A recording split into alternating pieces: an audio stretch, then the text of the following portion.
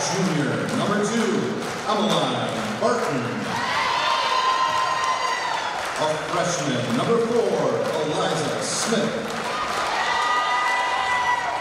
A freshman, number 5, Margie Barton. And a junior, number 14, Morgan LaBelle. The Red Knights are coached by Zachary Steiner. Now, if you are able, please rise and remove your hats for the playing of the national anthem.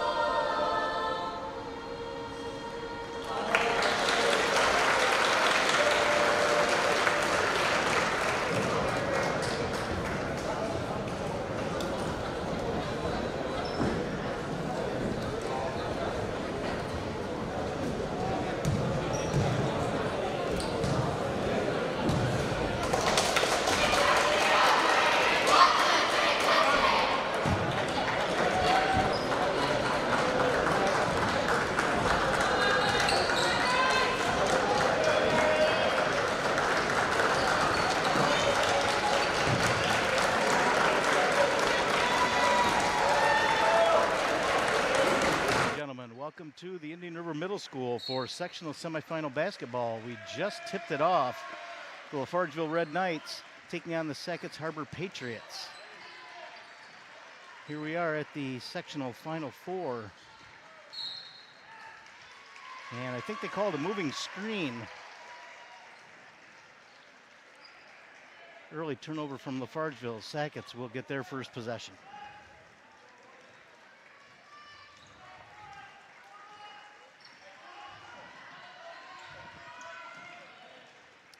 Tough defense from LaFargeville, way out past the three-point line.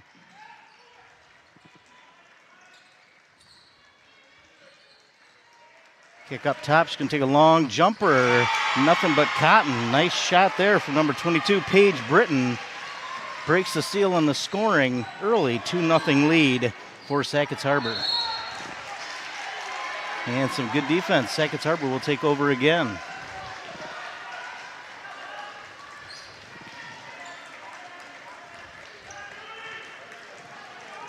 Ball comes in to number 14, Emily Curley. She will handle up top. She was trying to get it to Britton on the wing, but they are denying her the ball.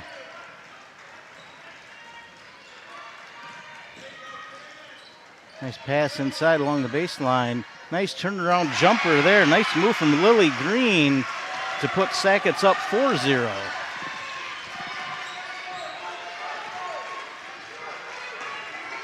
Emily Barton up front now passes off to Margie Barton. And there's a steal for Sackets. Nice pass there to Britton and a quick 6-0 lead. Timeout LaFargeville. Coach Steiner not liking what he's seeing here early on. Well, personal note here for you.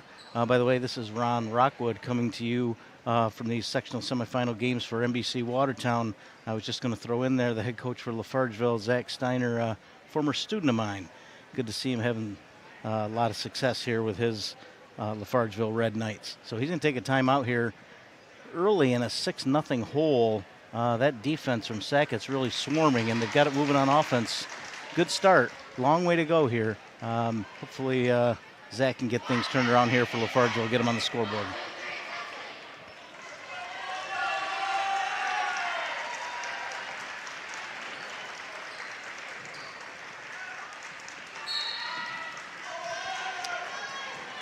And ball comes in to Emmeline Barton. And she'll run the offense. Off to her sister.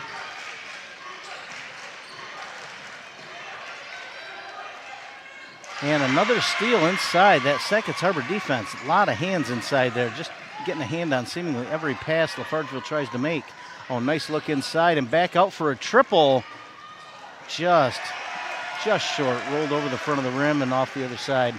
Here come the Bartons down this end, and that's going to be a blocking foul on Britton. I'm going to try very hard not to get these confused. You got two Bartons on the court for LaFargeville and two Brittons on the court for Sackets Harbor. Well, they were in a nice set there, but she was unable to corral the pass. Ball's going to stay with LaFargeville. Still a lot of time, 28 on the shot clock. A lot of time to go.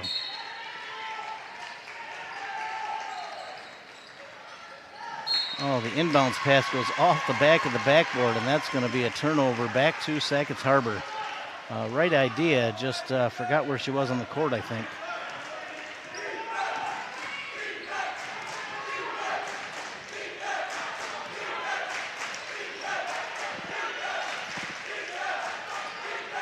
Ooh, passed it into triple coverage there, ill-advised pass.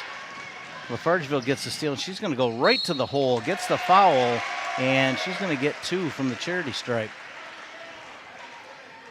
Emmeline Barton hopefully going to crack the scoring here for LaFargeville. Great aggressive move to the basket.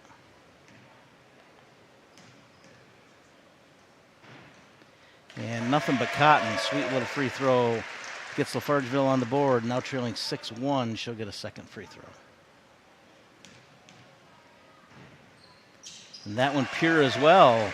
6-2 now. Sackets quickly up the court.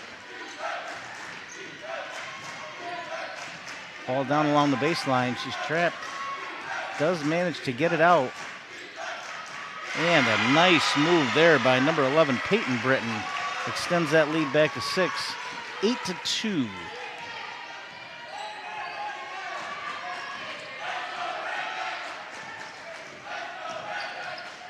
And there's a triple from Barton.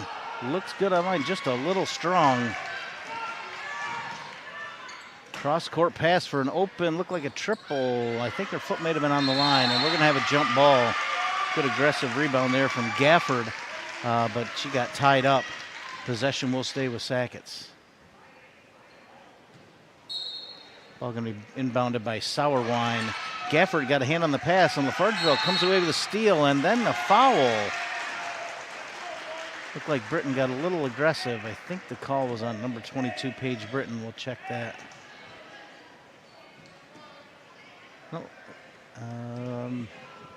Nope, they called it on Taylor Maurer. It's her first.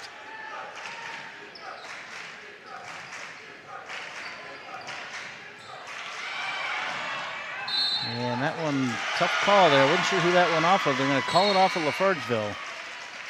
A little ill-advised pass there.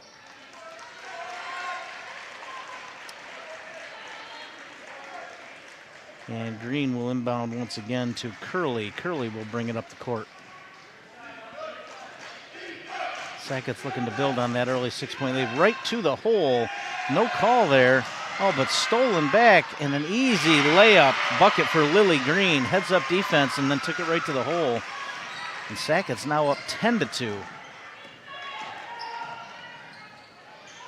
A triple from the corner, no good.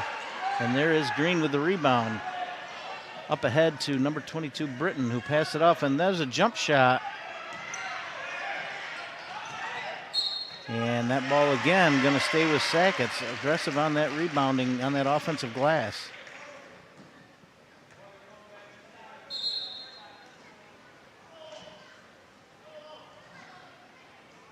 Got just a slight delay for Gafford to get her shoes tied, and back to the action. Green will inbound it out to Curley. Stiff defense from Barton, and she might get the steal. She does get the steal. And then Britton there to try to steal it back. See if they call the foul there. And they did call a foul. Barton will inbounds. Good defense there. They're trying not to let this game get away from them early.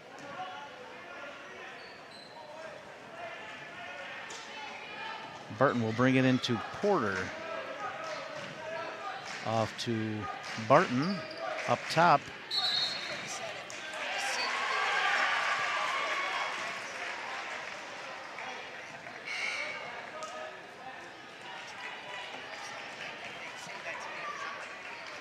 By the way, if you know somebody that's here in the stands today, we do have those Buffalo Wild Wings coupons, $5 off $25 purchase. If you know somebody that's here, send them our way. We'd love to give these away, and Buffalo Wild Wings would love to have you come in and enjoy a good dinner and one of their 20 or 30 televisions. Right now, we've got action right here in front of us. Sackets Harbor playing fantastic basketball. Other than 2 free throws, they haven't given up any points on the defensive end. Already sitting on 10 with possession underneath the basket. Green looking to bring it in.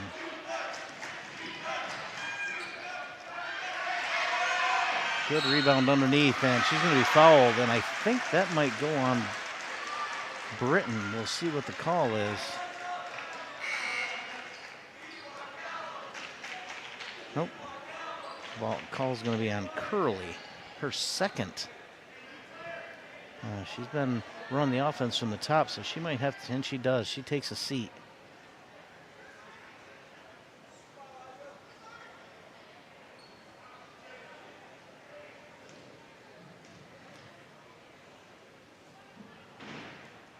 Smith at the free throw line, misses the first. She's a lefty.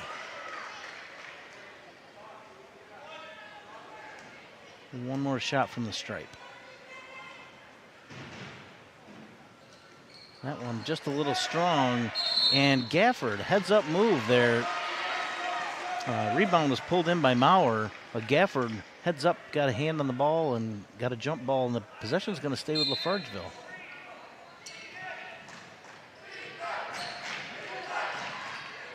Nice inbounds play there. Phillips found herself all alone. Excuse me, that was Smith. Smith found herself all alone and got the 2-pointer, and I can't believe they didn't call a travel there.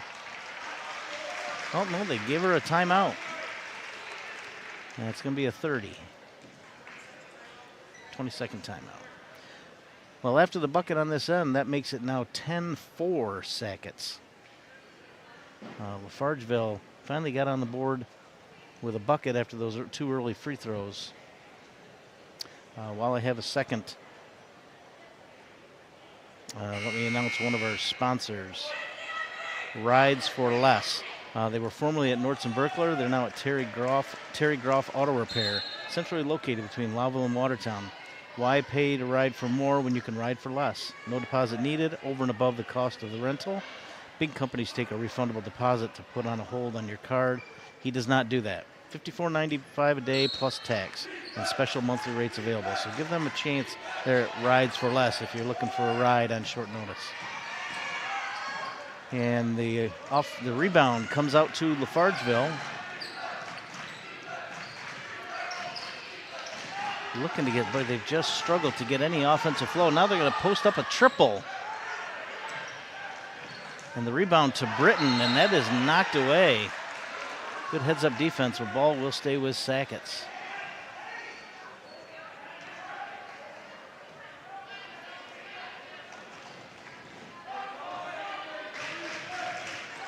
It was Darrowan who came into the game after the early foul trouble. Now Britton up top looking to make a move inside. Goes around a couple of defenders fighting along the baseline and then throws it away. I guess there was a touch, so that ball will stay with Sackets. Now down to 10 seconds on the play clock, on the shot clock, excuse me. Ball will come into Britton. She's going to go right to the basket. Aggressively, but unable to get the basket. And let's see what the call is. I think they're going to call a jump ball. Possession will stay with Sackets.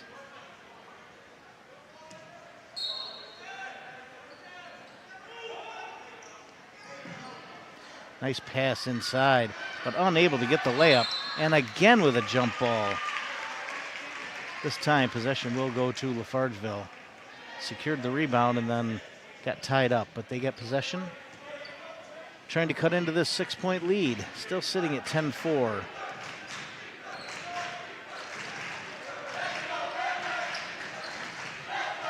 Thought about the triple, but passed it up. And in the corner, she's going to take this one. That one looked good, just off the front of the rim. Bringing up the court is Lily Green, looking for an outlet here. Does find Britton, back to Green up top. LaFargeville turning up the defensive intensity a little bit here. Sackets has been stuck on 10 for a while. There's Britton from the outside, too strong. And here comes LaFargeville. Playing much better defense, still struggling on the offensive end, and that's going to be another turnover. Back to Sackets as we go down to 1:38 left in the first quarter. Sackets Harbor leading 10-4.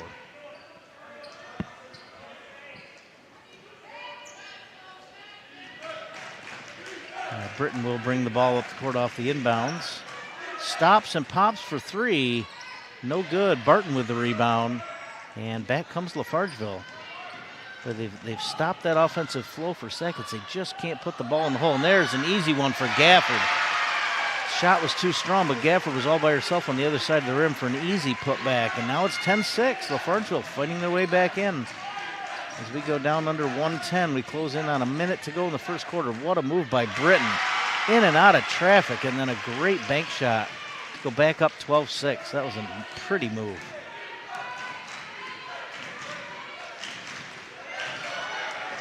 Barton calling the play.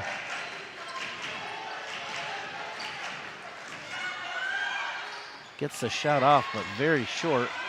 They're able to come up with the offensive rebound, and that one is blocked. And a triple. Bang! And the foul. We got potential for a 4-point play. Emily Barton knocks down the triple, and she'll go to the stripe to try to cut this lead to 2. Big play in the game here with 37 seconds left in the first quarter. Big shot right in front of the bleachers. See if she can complete the rare 4-point play.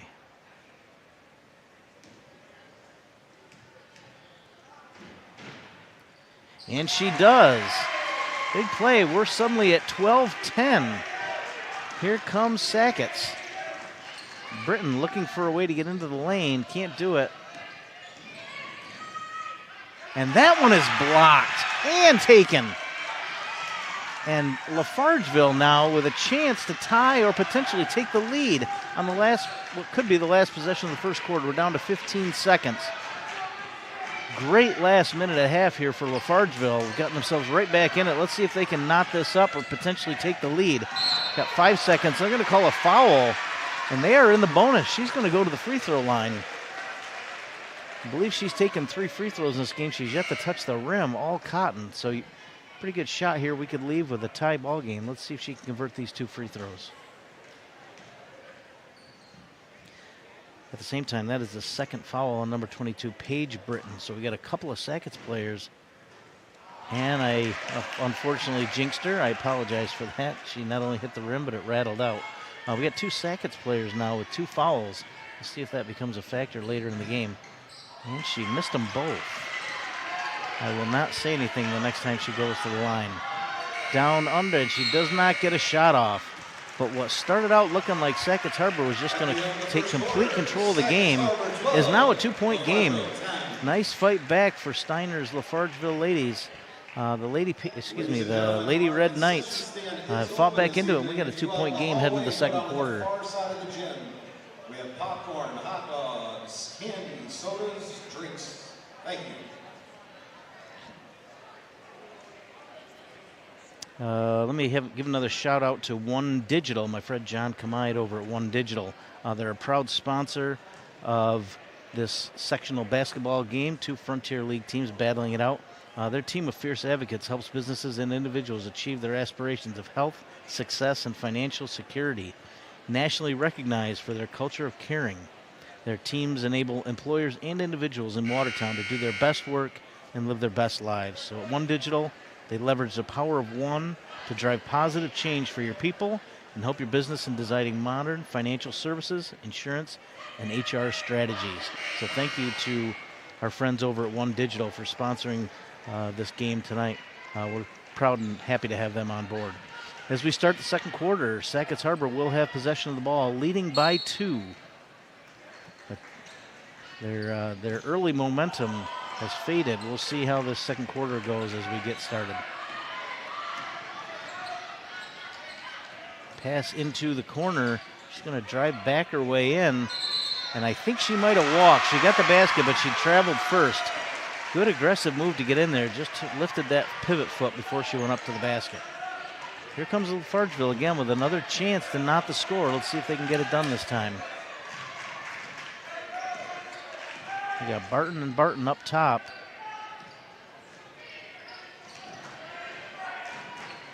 Looking to set a screen, and they do. Hand it off, and she's going to take the triple. Bang! One more time. She drains it from long range, and LaFargeville has taken the lead. Here comes Sackets, looking to get some of that offensive flow back. They've lost what they had early on, or LaFargeville has stepped up their defense. And here comes a triple on the other end. That one's too strong, and LaFargeville with the board. Up ahead, Barton with a nice pass.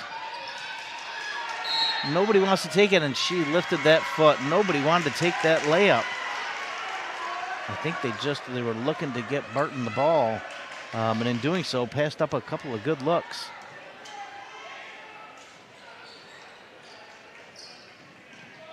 Sackets now, that one's knocked away, but they're going to say it stays with Sackets. Coach Steiner thought that went off the leg of the Sackets player, but the refs didn't see it that way. So Green will inbounds again. LaFargeville now employing that full court press, trying to extend that momentum they've got going here.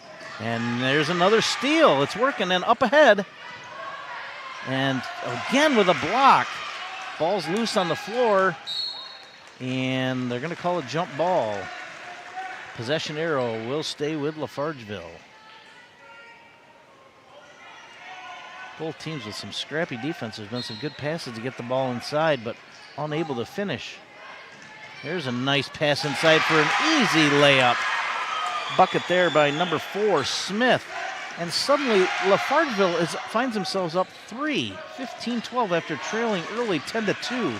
They're on a 13-2 run of their own since the midway point of the first quarter. Britton looking to take it in the lane, throws it up. I think she wanted a foul, but she didn't get it. She was kind of out of control. Tough to get that call. Behind the back move from Barton. Right to the rack, and the deuce. And Sackets now needs a timeout. LaFargeville up and cheering. The fans that traveled here to the Indian River Middle School thrilled with what they're seeing here. Early scoring here. LaFargeville now Barton with 11 points, and Britton leading Sackets Harbor with 8. What a turn of events. Where that early first few minutes was all Sackets, and since then it's been all LaFargeville. Better offense, a little better shooting, but really it's been on that defensive end. The press has created some turnovers. Totally different game. I want to talk about another one of our sponsors, Bob Johnson. They're with us regularly. We very much appreciate their support. If you get a chance, go down and view their entire inventory, or you can look them up on BobJohnsonAutoGroup.com. Great deals happening all the time at Bob Johnson. Largest new vehicle inventory in upstate New York. And they have said many times there'll be any deal on a new Chrysler, Dodge, Jeep, or Ram by $30 a month. So if you're in the market for a new vehicle, give Bob Johnson Auto Group a try. As we come back to the court, LaFargeville with all the momentum. Sackets will bring it in, and as expected, LaFargeville going to employ that press. They got basically a man-to-man press, and then they have Gafford at half court. If they try to make a long pass, she's waiting there to pick it off. Plenty of height and athletic ability to play the back end of that press defense. Britton double teamed, unable to get the ball anywhere near the lane. And there's a nice move to the inside. And another rebound for LaFargeville. Here come the Red Knights, leading by 5. Currently on a 15-2 run. Well, that one got away. They were able to make the pass. Nice pass inside and a nice dish and a great layup once again. Barton is just lighting up the scoreboard. LaFargeville now up 19-12. They've turned an 8-point deficit into a 7-point lead on a 17-2 run. Sackets looking to just find some offense here. And there's a floater in the lane from Paige Britton, and that will break the scoring drought and cut the lead 19-14. And Barton, the long shot, too much air, goes long. Gafford unable to collect the rebound, and Sackets now will retain possession, hoping to cut a little more into that lead. Struggling just to get the ball in bounds. Green now brings it up past half court. Screen up top. Unable to get her free. That one will go to Curley, who passes it inside, but too long, right over not only the defense, but all 4 of her teammates as well. Goes out of bounds on the baseline, and LaFargeville will bring it in bounds. And Barton now bringing it up the court. She has lit up the scoreboard here in the first half. I believe she's sitting on 13 points of her team's 19. Fantastic game to this point. That one inside to Gafford, back to Barton, who's going to take it into the lane. Floating, unable to get it, but an offensive rebound. Passes to Gafford. Oh, she missed the layup. And look at the speed out of Britton going coast to coast. What a finish. That's just an athletic play. They played great defense on her. She just was not going to be denied. And now Sackets climbing back into it at 19-16. Barton calling the play up top. Uses that screen to get open, then passes inside, and another block. Britton got a hand on that one. And here comes Peyton Britton again to the hole. This time they're going to call the foul. Barton thought she got all ball, but they're going to call a blocking foul. That one's going to go on Emmeline Barton. Excuse me, they're going to call it on Margie Barton. 2 shots from Britton on the line, trying to cut into that lead a little more. First one, a little strong. One more as we're halfway through the second quarter. 19-16 LaFargeville.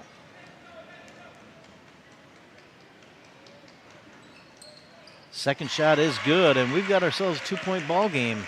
Game of spurts here.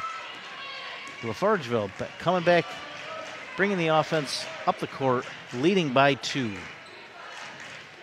Wide open 3, cans it. Porter from the wing knocks down the triple. 22-17 LaFargeville. Here comes Sackets. Ball gets loose. That is Curley. Just looking for some space. She gets it off to Paige Britton, who gets it off to Green, back up top. And that one's too strong. Offensive glass, still nothing, and LaFargeville, here they come again. Looks like she wants to get to the rack. Pass back up top. And there's another attempt from Barton. Gets her own rebound. And a triple. Oh, that one looked good. Oh, another block inside, but Gafford there got the rebound and couldn't finish. She's missed a couple from point blank range here in this middle of this second quarter.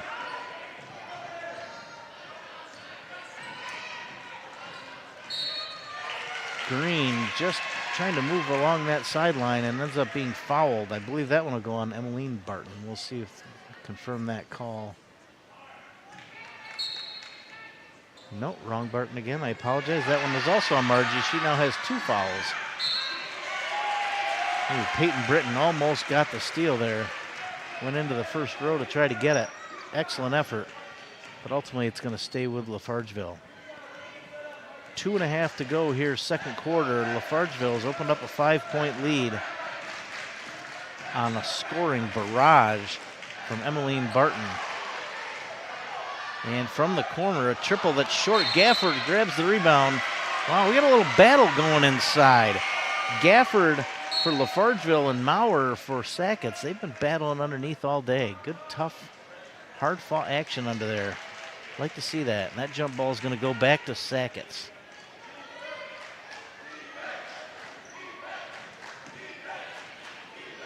Peyton Britton gets it up the head. And now from the wing, the jump shot, no good. Oh, they've got to call a travel there, I think. No, they're going to call the jump ball.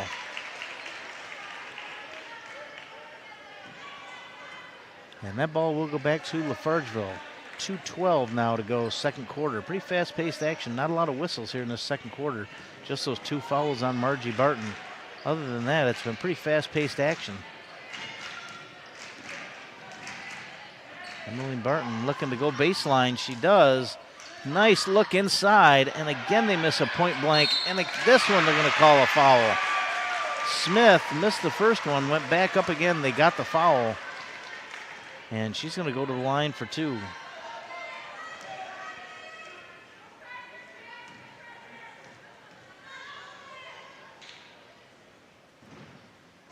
First one, a little strong with that left hand. She'll get one more from the stripe, trying to extend that 5-point lead. Off the glass, no good, but able to corral the rebound, and then that's taken away. And another jump ball. Might have been a little quick on that whistle, but regardless, Sackets Harbor will take over. And LaFargeville has backed off that press a little bit. Curley brings it up the court, gets it to Britton, who goes aggressively to the basket. Boy, she is solid. When she decides she's going to the hole, there's not going to be anybody to stop her. She took that one again to the rack and managed to get it in. Barton up top for 3. That one was off the mark. And here comes Sackets right again to the rack. Nice block from Gafford. And now Margie Barton behind the back. Nice move to break the press. And there's a triple. No good. Good rebound from Britton. And she's going to go to, she's going to stop and pull up for 3 this time. Oh, the bank not open. Up top again. This time her foot's inside the line and still no good. And now the rebound to LaFargeville. Coming right back after it. No slowing down here. And what's the call? Got a timeout for LaFargeville, I believe. Going to take a full timeout. We're under a minute now to go in the second quarter. 50.8 seconds. LaFargeville up 22-19. Boy, they put together a nice little, they've just got a totally different feel than they did in those first 4 minutes. They look confident and aggressive on offense, playing some good defense. But Sackets Harbor sticking right in there.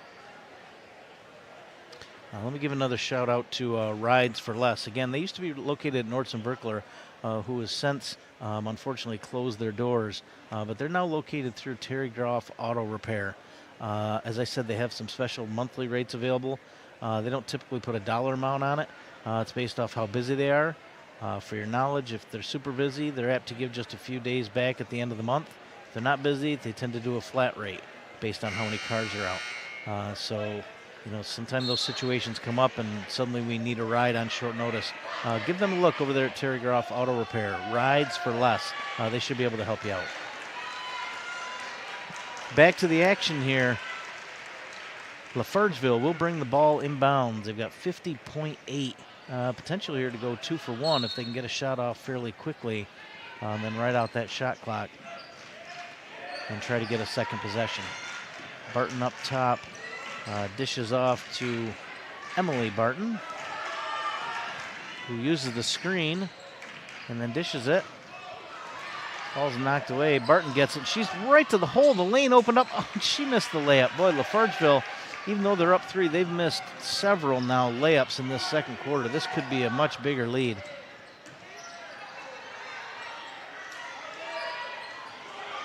And that ball is saved. We got 20 seconds left. Looks like LaFargeville, I'm thinking, will hold for the last shot. We'll see. They've been pretty aggressive. But sitting here up 3 with now 10 seconds to go. Probably a smart choice. See if they can get one more shot up just at the end of the quarter.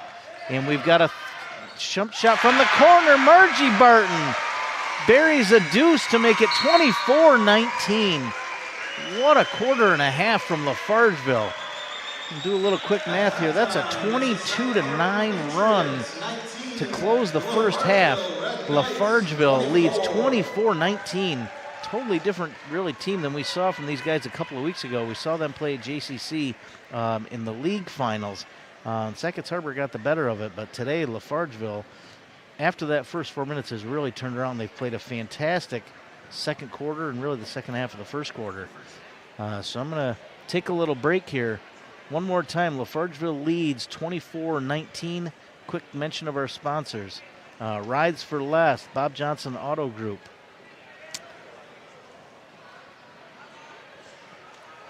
And One Digital. Let me mention One Digital again. Mention my buddy John Kamide. They can take care of a lot of your insurance needs, some other needs. Their team of fierce advocates help businesses and individuals achieve their aspirations, health, success, financial security.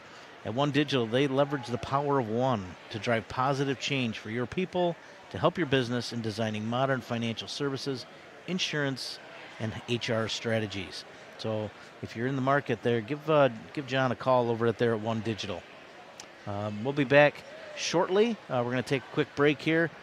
I think my broadcast partner, Connor, has just entered the building. So you'll get to, I guess I'll say get to, or have to, listen to two of us for the second half. Hopefully some good fast-paced action like we've seen in the first 16 minutes of this one. So we'll be back to begin the second half. Thank you for joining us here on NBC Watertown.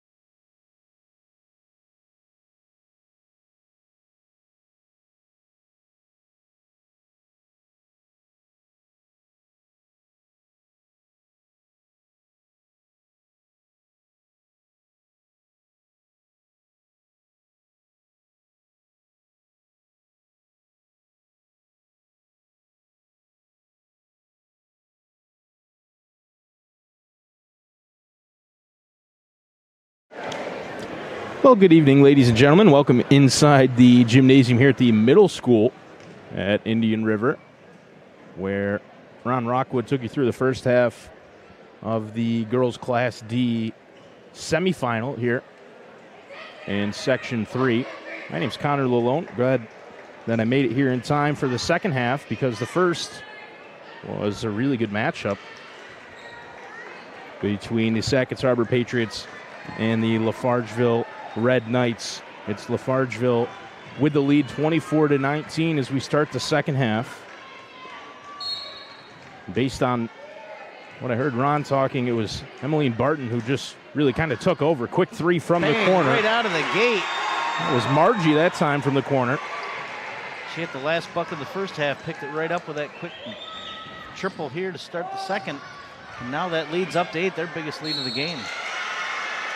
Driving in and drawing the foul down low was Emily Curley, and she will head to the line for 2 shots here.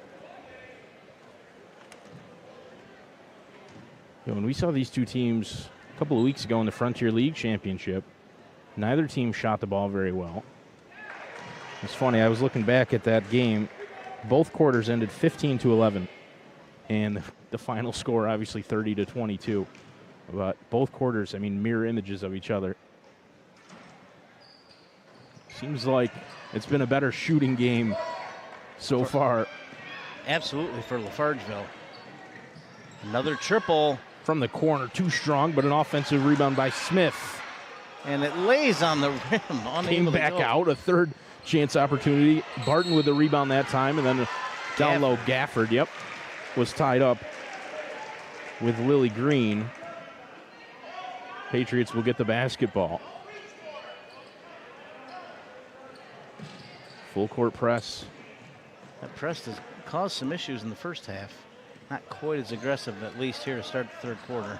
Britton gets the screen, throws one up with the right hand off the glass and in. Been deadly inside. She just works her way and finds a way to get a shot up on the rim, and has been deadly accurate. Peyton Britton cuts it to 6. Near side 3. Too strong from LeBeau. I think that's got to stay with LaFargeville. I think he might even be calling a foul underneath. He is. First foul against Emily Curley. No, the third against Curley. I had 1 up there, now they changed it to 3. Yeah, she got in foul trouble early, went to the bench. Missed a lot of that first half. LeBeau inbound, down low for Gafford, poked. Well, that's a tough pass. And taken away by Sackets. Gafford was doubled or tripled down there in the paint off the inbound play. Out to the near side. Rattles in. And Paige Britton. Wasn't sure if it was going to come back out or not. Seemed like last time we saw Sackets, a lot of those did come back out. They did. That type of night for them. Afternoon, really. Back up top, LeBeau. Guarded by Britton. Looks like, if I'm going to guess what was discussed in that Sackets Harbor locker room, at least one of the topics was they're not going to let Emily Barton beat them in the second half. But Morgan LeBeau hits the second 3 of the second half for LaFargeville. But the rest of her teammates here are up to the task, canning a couple of threes to start the third quarter. And I think she stepped on the line. She did. She did. Peyton Britton trying to drive to the basket, was doubled in the corner, worked her way out of it briefly, and then stepped out of bounds. She's been great with the ball. Boy, she gets into the lane and just finds an opening to get her shot up. Barton driving in, throwing one up with the right hand. Gafford offensive rebound. Her shot was blocked. And eventually it falls out to the far side for Peyton Britton, who's looking to push the tempo. Hassled by Barton from behind. Green from beyond the arc. Boom. She was stepped on too. No call, but she buried the 3. We got the makings of a shootout here. Both teams coming out shooting the ball well here in the third quarter. That could have been our second 4-point play opportunity of the evening. One earlier in the first half. Yep. Out to the near side, Barton. What skip a pass look down low. Great feed to find pass. Eliza Smith.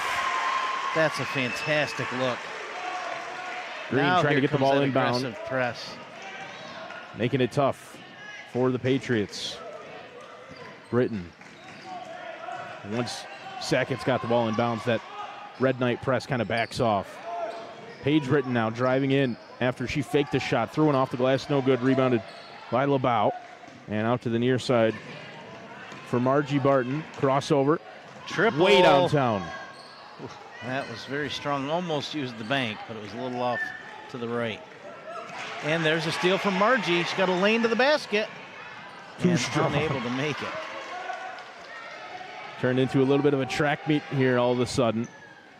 Stepping into the three was Curley. There was a little bit of contact there too. No call. Three-pointer rattled out.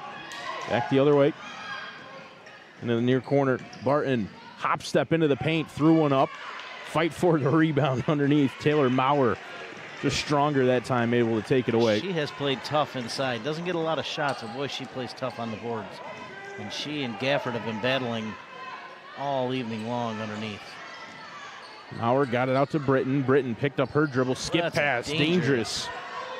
Paige Britton, though, driving in, up over Gafford with the right hand. Lead down to 4.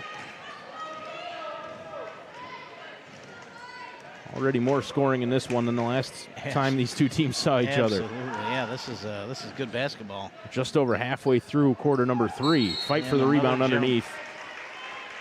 Tied up between Smith and Maurer. Maurer will come out, so will Emily Curley. Replaced by Madison Tennant and Olivia Derwin. And then change for LaFargeville as well. LeBeau comes out for Ella Porter. Porter inbounds. Gets it right back, but couldn't handle the pass, and then it's taken away by Green up the near side. Lily Green driving with speed. Left-hand shot won't go. Rebounded underneath by Margie Barton, and here's Barton out the near side. Good screen from Porter. Gafford. Oh, another layup. That's 3 or 4. She's been unable to finish. She gets great position, good effort, but just can't finish. And there again is Britton. She does not miss from short range.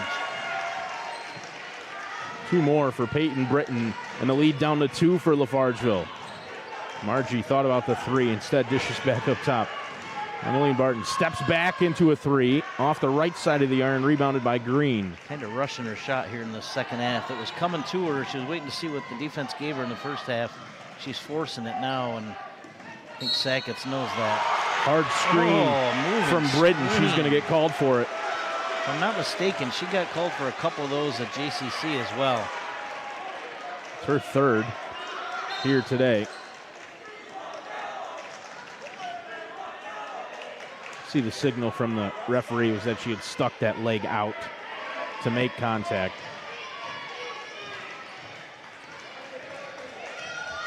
Barton, double screen at the top of the arc. And then she's double teamed on the far side, driving in anyway, Nice down pass low. to Great Gafford. feed She for finished Gafford. that one. Nice pass. That's good ball. That's how she's going to end up getting her shot in the second half. Make a few passes so they know she's not just going to be putting it up every time. Green picked up her dribble. Out to the near side. Tennant dishing back out. Britton from beyond the arc. High rebound for Derwin. Green. A long 3. Too strong. Rebounded by Britton. Well, she could have called Could have the been a walk. travel. She hopped for sure, but they called the tie up first. Sackets will keep it courtesy of the arrow. Green inbounding. Derwin's mid-range jumper. Off the front of the iron and out of bounds. Well, Barton and Barton will bring it up the court. Leading by 4. We got exactly 2 minutes to go in the third quarter. Margie Barton carries over the center circle there. Dished off. Emmeline guarded tightly by Tennant. Backs it out. Again, the double screen and then a third pick for Barton. Her shot won't go. Rebounded by Peyton Britton. Look out. She's going to go all the way to the hole, and she will get a shot off. That one under the basket. She could have got a call there. Yeah, a lot of contact. No whistle. Nice Great look. feed underneath. And then an offensive rebound and another jump ball. That was an excellent pass underneath. Great fast-paced action. Neither team slowing it down at all. And not a lot of subs, really, other than when somebody gets in foul trouble. LaFargeville hardly subbing at all. The girls are in fantastic shape to be still hustling like they are here, the way this has been an up-and-down game. Smith with the screen for Barton. Barton's exchanged the ball. Now Margie gets the screen on the near side. She's doubled, dishing out. Three-pointer. Too strong from Porter. Gafford with the offensive rebound. That was blocked. It was. Ended up well short. Offensive rebound. The reverse won't go. All sorts of contact down low. That one might have been blocked as well. And eventually the ball's going to work its way out. No. Saved on the far side Barton. by Emmeline Barton. Porter. Nice look inside, and the hook. Won't go. You don't see the left-handed hook every day. Poked around, and she was standing on the line when Porter she got stepped out of bounds. What a sequence. Jeez. 4 or 5 offensive rebounds for LaFargeville.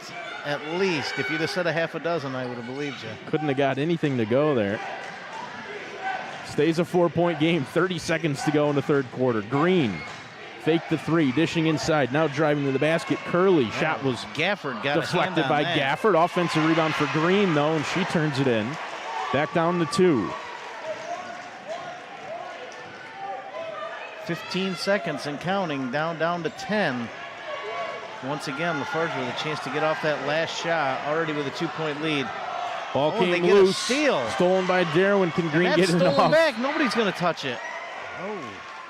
I think it's going to get kicked. Boy, Smith there, I think, must have known she kicked it and they were going to get the call. She didn't even attempt to go down and pick it up. Stop moving. Yep. 0.9. I'm going to be shocked if they can get a shot up here. It's got to be a turn and chuck it. They left her wide open, too. They did. Emily Curley had a good look there. Wow. And I think she got it off in time. Absolutely, yes. It was halfway to the basket where the light went on. What a third quarter. We are in. If they play another quarter like this, we are going to get our money's worth. Fantastic third quarter. 34-32. A 2-point lead for LaFargeville here in the Class D semifinals. Coach Haley and Coach Steiner both looking to draw something up to make the difference here in the fourth quarter. What a great game. Early runs by both teams. Early big lead for Sackets. Then LaFargeville turned it all the way around. I think they've led by as many as 7. And here we are with a 2-point game with 8 minutes to go. Just what you want in a Final Four game. Stats from Zach Zabriskie. He's got Peyton Britton with 15 for Sackets and Emmeline Barton with 13 for LaFargeville. Leading the way for their teams. Margie Barton's got 5. Lily Green with 9 for Sackets. Paige Britton with 8 for the Patriots. You said it, Ron. Everything to play for now. Absolutely. 2-point game heading into the final 8 minutes. Two teams know each other very well.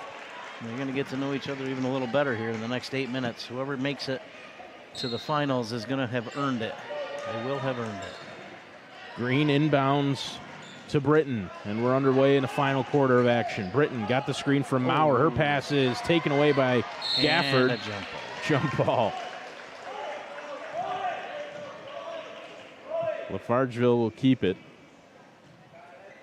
Just kind of a wayward pass from Britton. Gafford ended up with it. Yeah, I don't think Maurer was even expecting it or looking for it. Margie Barton hands off. Emmeline gets the screen on the near side. Step back up to the top of the arc for Porter. Porter back to Barton. Oh, Barton nice down look. low. Oh, another nice look.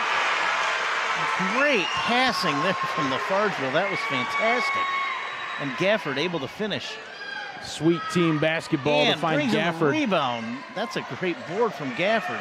Nearly turned it over, but up back ahead. the other way. And the bucket. A quick burst here from LaFargeville. Eliza Smith with the left hand that time. Britton trying to answer back. She's going to draw the foul. That's actually Emily Curley that was driving into the lane.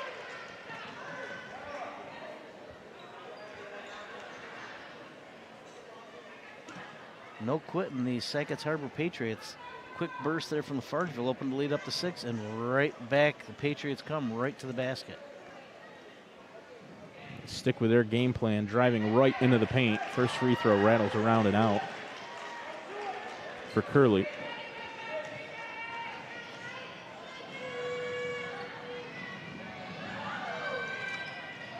Second from Curley, no good. Gafford with a rebound, and then they're going to call her for the travel. She got tied up there, but it was I think that with her teammate Smith. I think between the two of them, they had a little combination travel there. 4 hands on the ball, that meant 4 feet on the ground. Inbound play for Curley. Mid-range jumper won't go. That's out of bounds. Last touch by Eliza Smith. Sackets will keep the ball. Green's inbound pass deflected, right back out.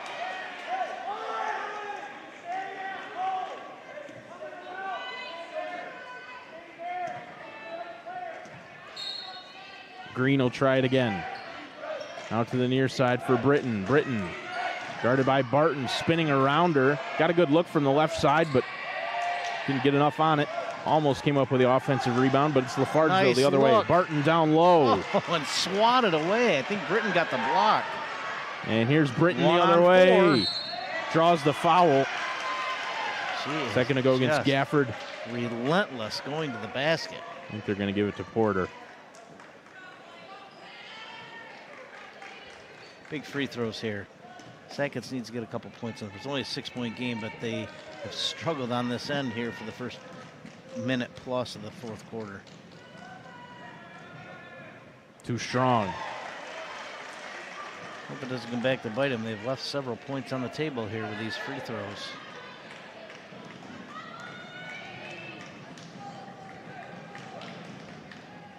That one's good.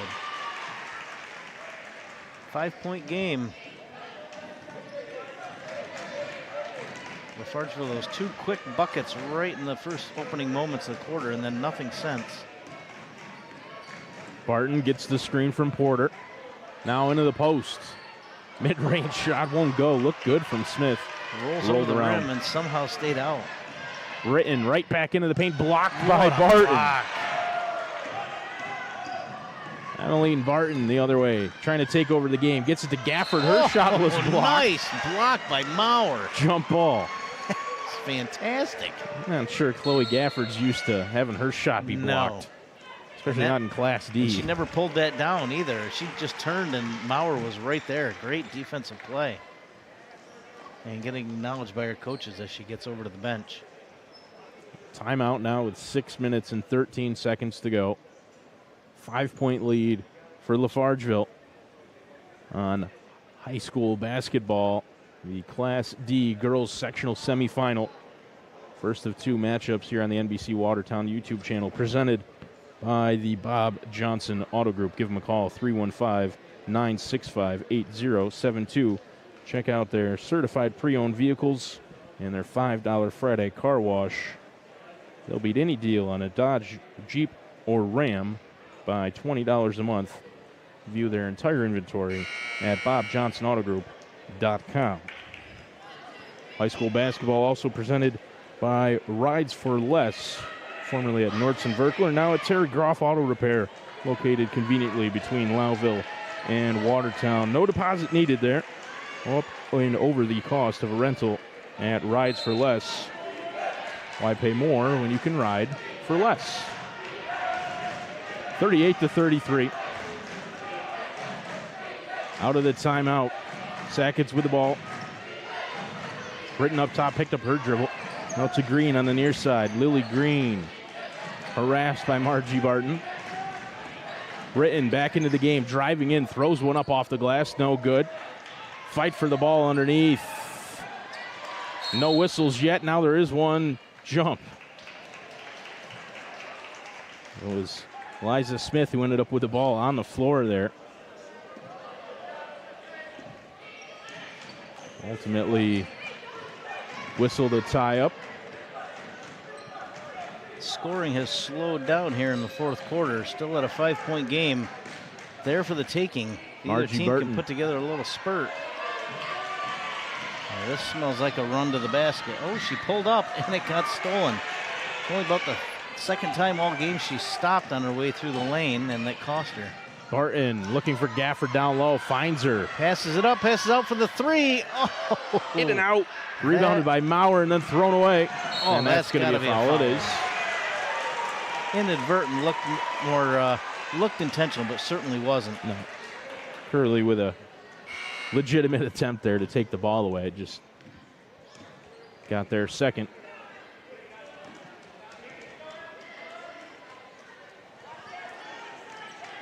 Boy, that three from the wing from Barton looked good. It was halfway down and came out. That would have made it an 8-point game. With the way Sackets is struggling at the offensive end, that might have been a lot to overcome. Maurer. That battle continues underneath. And Gafford. Gafford and Maurer have tied it up for 3.5 quarters. Gafford showing a little frustration. Like you said, I don't think she's used to having not having her way inside. Yeah. Battle down low. So maybe a little unfamiliar. Yep. Yeah, credit to Maurer. She's played hard. She's kept her head in the game, and a steal. And that's got to be going up, I believe, and a block. Barton, shot blocked. Here's Britton the other way. Out for Green. Green's three. Won't go. Rebounded by LaFargeville, taken away by Ella Porter. Deflected briefly, and then able to carry it over half court safely. Emmeline Barton, who drives in and draws the foul. 2 shots coming up at the line for Emmeline Barton. You said it's been a bit of a dry spell here for both teams. LaFargeville went on that quick 6-point run to start the quarter. Since then, not a lot doing for them. But they're doing enough on the defensive end to make that lead hold up. Chance here to hit the 40-point mark. And they do. Does. I believe her 16th and 17th points of the game. Green over half court. Now trailing by 7. Curley gets the screen from Britton. Steps into the mid-range shot. Nice shot. That's a big shot. They needed to get something on that offensive end. Lead back to 5. Barton approaching the halfway mark of quarter number 4. Screen from Porter. Emmeline Barton thought about the 3. Instead, Margie from the corner. Rattles her around. Gafford fought for it with Maurer, but Maurer comes up with it. Britton driving in. She traveled. No, they're not. They're going to call the foul underneath. I think he was looking to see to give her the continuation, but that was definitely after the foul.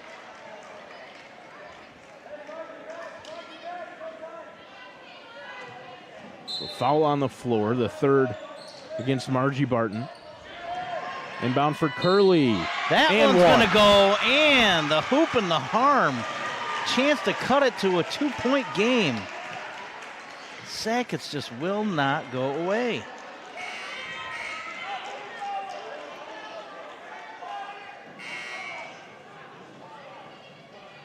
Both coaches over here, I don't think, are entirely thrilled. Not too certain what I'm not sure what Sean Haley can be too upset about. It's a chance for a 3-point play on the and 1 for Curley. He gets it. But Cotton, NBC, 2-point game. Let's see if LaFargeville can get on the scoreboard. Barton. You gotta think Barton's gonna release, one of the 2 Bartons is gonna get the shot.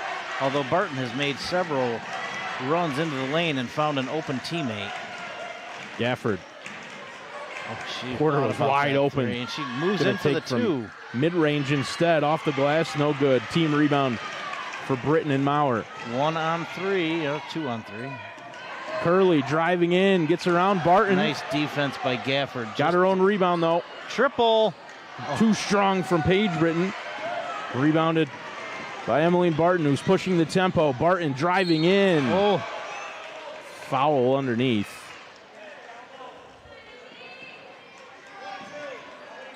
Gonna call it on the floor. No, I think they're gonna call a shooting foul. She will get 2. See if she can add to that 17-point total. 4th foul against Paige Britton. 3 minutes and 14 seconds to go. Down by 2. You figure she'll probably stay out there. Nobody up ready to come in for Sackets. Emily Barton missed the first free throw. Cans the second one. That's, I believe, 18 for her. And a 3-point, still 1-possession game. Green driving in against Margie Barton. Dishing out. Curley. Her way's blocked off by Gafford, but she didn't care. Took the shot. It was a good look. Gafford brought it down. That was not the move she should have made. Had the rebound secured, but as soon as she brought it down, doesn't hurt them. They get the possession on the tie-up, but now the possessioner will be with Sackets if it comes to that, as we just go under 3 minutes left in the game. Margie Barton with the basketball and a 3-point lead. Timeout called by Zach Steiner. LaFargeville will talk it over. Well, you got to tell you, I just noticed, not to take away from this game, but as we lead into that second game. We saw IHC play earlier this year. I think they played Carthage when I saw them. One person on the bench, total of 6. Yep. So whether they brought a bunch back from illness or they brought up the whole JV team, but I think they got 12 here today. It'd be nice to get some people a breath. Yeah, down to our right. Looking forward 12. to seeing that matchup here with with Copenhagen. Obviously, the winner of that will get the winner of this game in the finals. A lot of great basketball and some tradition in these 4 programs. Obviously, Copenhagen with a recent state title. Not quite as much success this year, but here they are in the sectional semis. Of course, Natalie Scott always puts together a tough, strong program. Well-coached team. She does a fantastic job and has for a number of years. Still 2 minutes and 51 seconds to go in this game. Reminder that we'll cover that other semifinal right here after this one. Same stream. Everything will stay live in between games, and we'll just come back when that one's ready to start. Inbounded to Margie Barton. Into the corner. Porter shot. That might have been a long 2. Won't go. Rebounded by Sackets. And they didn't blow the whistle for a jump there. Certainly had a couple opportunities. A little surprised. Green off the skip pass. Spinning around in the post, dishing back out.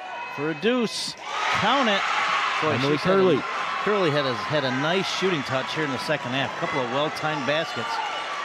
1-point game as we approach 2 minutes. What more can you ask for? Smith to Gafford up top, out to the far side. Margie Barton gets the screen from Porter. Now Emmeline Barton driving into the paint, lost the handle, came right to Eliza Smith, and she will draw the foul. That's just a lucky bounce there. See if she can connect from the free throw line. I think, is she the lefty? She's missed a few free throws today. Second foul against Olivia Darwin, who came back into the game during that timeout. First free throw off the right side, and it stays a 1-point game. Just interesting if she does happen to miss. Gafford's in there. No Maurer right now. We'll see if Gafford's able to collect a rebound if one comes off, and there she is. And back up, and she's going to go to the line. They're going to get Darwin again as Gafford went up with a second chance opportunity. See if she can connect. I think this is her first trip to the line today. Rattles around and comes out. Points left at the line here for LaFargeville late. That one's pure. And we got a 2-point game, under 2 minutes now. It'll be Lily Green to carry for Sackets Harbor. Green. Taken away. Oh, they called the jump. And that one will stay with Sackets. Boy, that was a quick whistle. And now a timeout. Haley wants to draw something up here. He's still got 20 on the shot clock, but you get the feeling every possession just vital here, especially being down 2. You might get, 3 more cracks at it. You better take advantage when you have the ball. The offense has been relying on driving inside, but the last couple of possessions for them, they've gotten the ball out to Curley, who's made that mid-range shot. Maybe that's something they talk about here in the huddle. As I sit here and look, both coaches just calm. I feel like that makes a difference. Nobody's worked up in the huddle. Nobody's yelling, no screaming, no pointing. Draw out the play. Here's what we're going to do. Keep calm. It's a basketball game. Go out and do your job. 2-point game with 1:47 in the Class D Section 3 semifinal. The 2 LaFargeville Knights and the 3 Sackets Harbor Patriots on the NBC Watertown YouTube channel, presented by One Digital, a proud sponsor of the Section 3 playoffs. Sackets get it inbounds. Peyton Britton. She's in trouble. Harassed in the corner by Barton. And I think they got a timeout. They did. Yeah, she was in a bad spot there, and nobody really could get to her. Just that position she had along the sideline.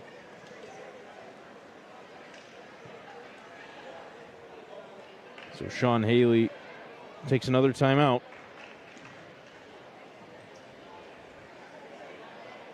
Zach Zabriskie handing me the stats. Peyton Britton and Emmeline Barton with 16 apiece for their teams, leading the way. Lily Green with 9 and Margie Barton with 5. Gafford has ended up with 7 for LaFargeville, in addition to all those rebounds underneath, blocks as well.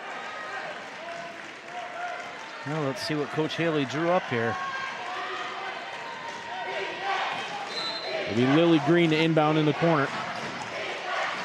Gets it in. Britton against Barton. Britton steps back, blocked. They called the foul.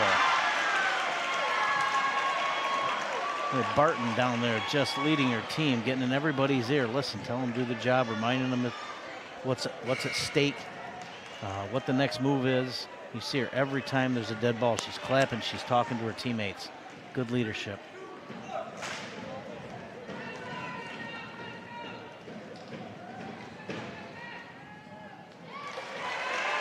First one no good from Peyton Britton.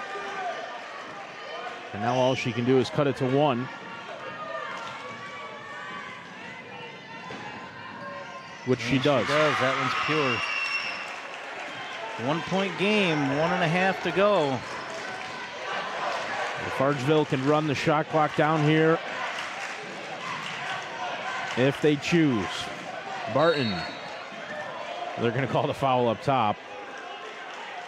Sackets has been clawing back. They led early 10-2. Their last lead was 10-8. I think at that point, Barton hit the first of 2 consecutive threes, and LaFargeville has not given up the lead since then. I think she just fouled out. It is the 5th foul for Emily Curley, and it's also the 5th team foul here in the 4th quarter, which means it sends Barton straight to the line. Big free throws here. I jinxed her earlier, so I'm not going to say anything. She's a good free throw shooter.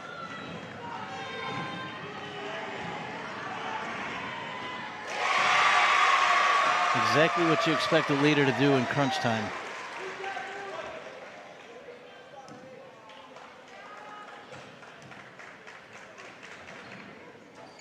Solid. Green now down by 3. Couple of massive free throws for Emmeline Barton. Green off the screen from Darwin, picked up her dribble in the near corner. Maurer down low, back to Green in the corner. Green driving into the paint, dishing back out. Britton fakes the 3, steps into the mid-range shot, won't go. Darwin fighting for the rebound, came up with it, and then it's poked out of bounds by Ella Porter. 1:02 on the clock here. Green inbounds for Britton. Peyton Britton lost the handle, taken away by Margie Barton. And now Sackets almost have to foul. They do. I don't know that I'd have Not fouled necessarily. there. 3-point game. They could have played defense. I'm not sure that was intentional, honestly, but Looked like Green. just not the person you want at the free throw No. line, I think, No. if you're Sackets. Looked like Green was trying maybe for that quick steal, and if she got called for the foul, she wouldn't have minded. But Right. Barton able to get the ball over half court and then draw the foul. Kind of best of both worlds for LaFargeville there. Run some time off the clock and have a chance at the line. First free throw from Barton, though, no good. Second one, no good missed them either. both. Rebounded by Green. So it works out for Sackets potentially here. Oh. Green thought about it from way downtown. And I'm surprised Britton did not take it to the hole. Maurer with the mid-range shot. Won't go. And then rebounded. Britton comes out with Stolen it. by Britton. And I think they He called a timeout. Not sure how many he's used, but there's been 3 here late, so he's got to be close to using up his allotted TOs. 3-point game here, still a long way to go. Don't necessarily have to take a 3 here. As a matter of fact, I wouldn't take a 3 if I could get something inside. I'm certainly no basketball coach, but were it my possession, I'd have Peyton Britton going to the hole. That one she pulled up there, she's had such success going to the basket. I'd get her the ball up top or on the wing and see if she can get to the basket and make something happen. She just made so many drives in this game and gotten that ball up with very little space. They haven't had a lot of success from 3. I don't know how you draw up a 3 at this stage when you haven't. I think they maybe hit 1 or 2 in the entire game. Go with what's worked for you. Go with what got you here. Clearly not their game plan for the first 3-4 quarters of play. I mean, you got 30 seconds left. Why change it now, right? You got time. You make it 2. Foul quick. Yep. And for a miss or 2, and then go from there. Got to get the ball inbounds first. Maurer over in front of the bleachers on the far Here side of the comes Britton. gym. Gets She got it the into ball. Britton. She's She's taking going to the take 3. it. Oh, that was in the air forever. And then a fight for it on the Timeout. near side. They saved it. Lily Green's going to drive in. Dishes Easy for Maurer. bucket. Oh, she missed She it. can't get it, and then it's tied up underneath. Can't ask for much more than that. That's going to be possession to LaFargeville. Wow, they got a great look. It wasn't a bad shot from Maurer. She just couldn't get it to go. And now Steiner will call a timeout. Drop the inbound play. Do whatever they can to get Emmeline Barton open, you would think. I think he's giving them a full timeout here. Let them collect themselves a little bit, drop something to get the ball in bounds, and just tell your girls, get to the line. They call them free throws for a reason. Take your time, take a deep breath. They make the free throws, this game should be over. What a finish this one's set up to be. 3-point lead for LaFargeville with 17.5 on the clock. They have the ball after a wild scramble for Sackets here. They had a couple of good looks. They couldn't get anything to fall. With a 3-point shot, seemed like it was in the air for 5 or 6 seconds. Well, it had to be. And Britton was on line. so far out. It did. It looked good.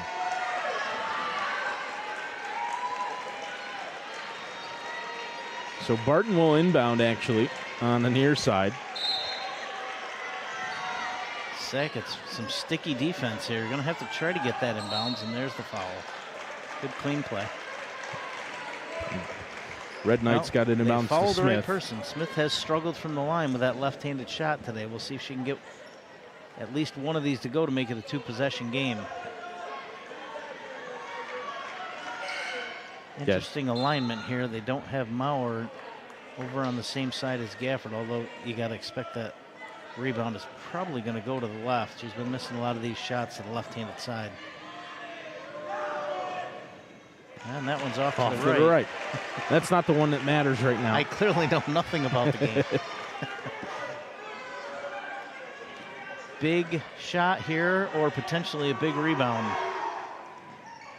Long rebound. Oh, and what's the They're going to call an off-ball foul on LaFargeville. And that's going to put does Sackets go? Yeah, Yes, they're both they're in the in a bonus. With no time off the clock, they get to go to the line for potentially some free points. Understatement to say these are big free throws. Got to have at Just a touch, least one of these. At least one of these. Darwin at the line now. In and out. Looking shot. Rooting for her here, getting one of these down. She's come off the bench today a few different times. She's played hard in a big spot here. And now you've got Gafford and Maurer side by side. They battle for a lot of rebounds tonight.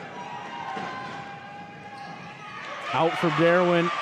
Rebound for Green. Green with a three-pointer. And then it's rebounded by LaFargeville, who immediately calls timeout. That's heads up. As soon as they caught the rebound. Boy, Sackets has had their chances. They had a short-range bank shot on the last possession and 2 free throws here and unable to get any points out of that. And it wasn't the easiest look for Green, but it wasn't an unmakeable shot either. Absolutely not. Here in the near corner. I think she kind of rushed it a little bit. Yep. Had a little bit more time than maybe she thought. But I'd love to know if Haley's got any timeouts left or if he's burned them all. Because that would have been a good spot for one when they got that offensive rebound. Almost the flip of what Steiner did. As soon as they got that rebound, he called a timeout. That kind of eliminates the pressure of bringing the ball up the court. You now get it on this end. yeah, now I think I'd be leaving. Margie Barton will inbound. That's not the way I would have run that one. No. Yeah. Smart play by Steiner. He had her inbounding the ball last time. Not the place you want your best free throw shooter standing out of bounds.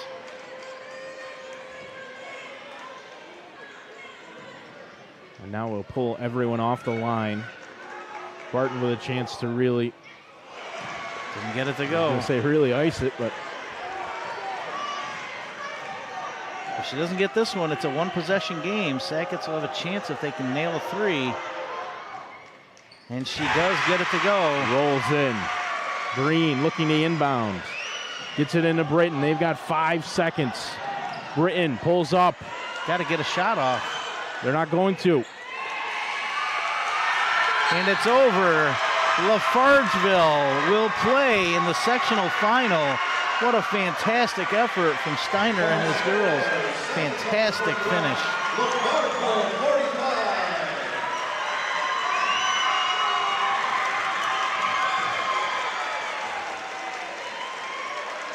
Congratulations to the Sackets Harbor Patriots on Just a tremendous finish, like you said, Ron. Fantastic game. Came down right to the end. Everything you could have hoped for in a sectional semi. Two teams know each other very well. But it's LaFargeville who's headed to Onondaga Community College for the Section 3 Class D girls basketball final.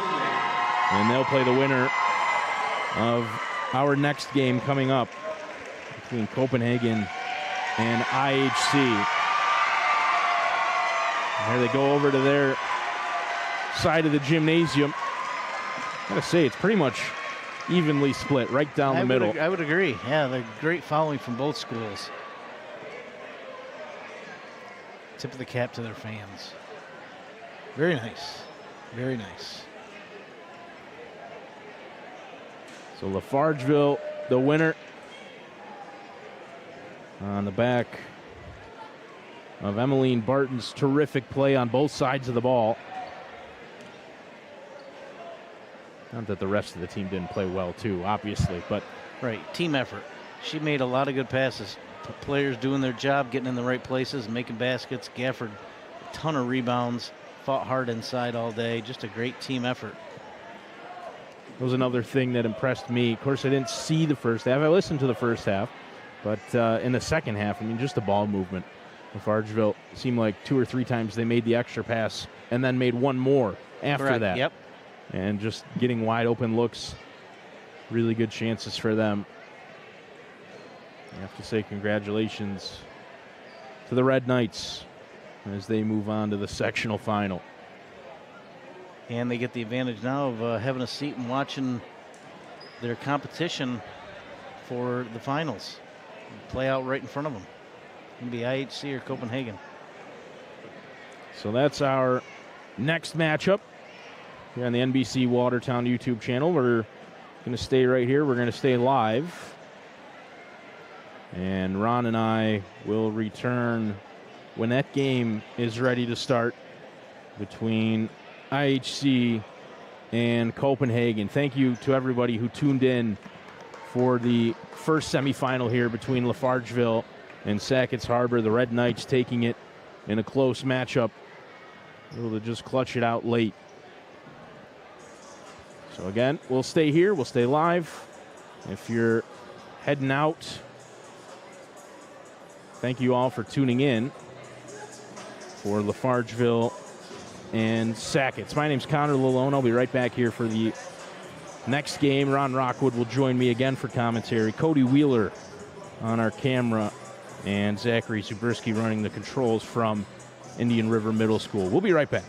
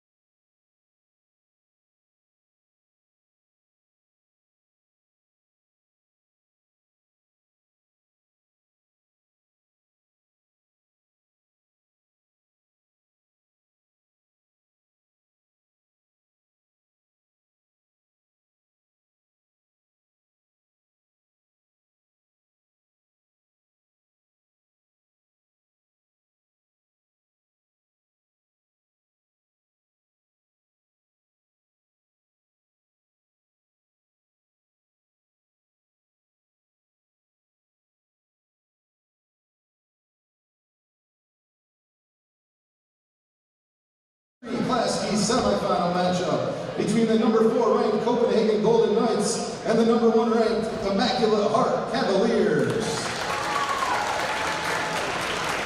Officials, just like student athletes and coaches, are critical to interscholastic sports programs. Without officials, New York State and its member schools could not be able to provide interscholastic sports in the manner that is desired and expected by student athletes, coaches, and parents. Spectators are expected to be loud, be proud, and be positive. Negative comments and inappropriate behaviors by spectators are required to be addressed by our school as members of the New York State PHSAA. Spectators may be prohibited from attending current and future interscholastic contests based on their behavior. And now the starting lineup, starting with the number 4 ranked Copenhagen Golden Knights. A senior, number 10, Samantha Stokely. A freshman, number 12, Hallie Miller. A senior, number 13, Taylin Beisel. A senior, number 14, Madison Cheek. And a senior, number 24, Claire Jones. The Golden Knights are coached by Natalie Scott. And now the starting lineup for your number 1 ranked Immaculate Heart Cavaliers. A junior, number 3, Abby Bombard. A freshman, number 4, Bella Bombard. A sophomore, number 5, Juliana Delaney. A senior, number 10, Chanel Lott. And a senior, number 40, Bria Larrabee. Immaculate Heart is coached by Mr. Michael Delaney.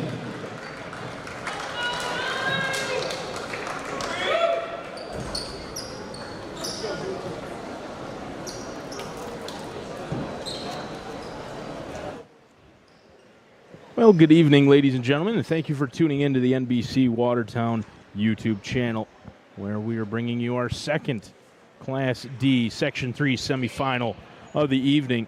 This is Copenhagen taking on the 1 seed IHC Cavaliers. My name's Connor Lalone. Joining me for color commentary is Ron Rockwood, Zachary Zabriskie, and Cody Wheeler, the rest of our team here tonight from Indian River. And the winner of these two teams will take on LaFargeville, who won the first matchup in a really close battle with Sackets Harbor. We're underway in the second Class D semifinal. Immediately IHC off the jump. And it's Abby Bombard who steps into the mid-range shot and buries it. Solid. Just a natural scorer. Cheeks inbound passes turnover. out of bounds. Too much on it for Hallie Miller to handle.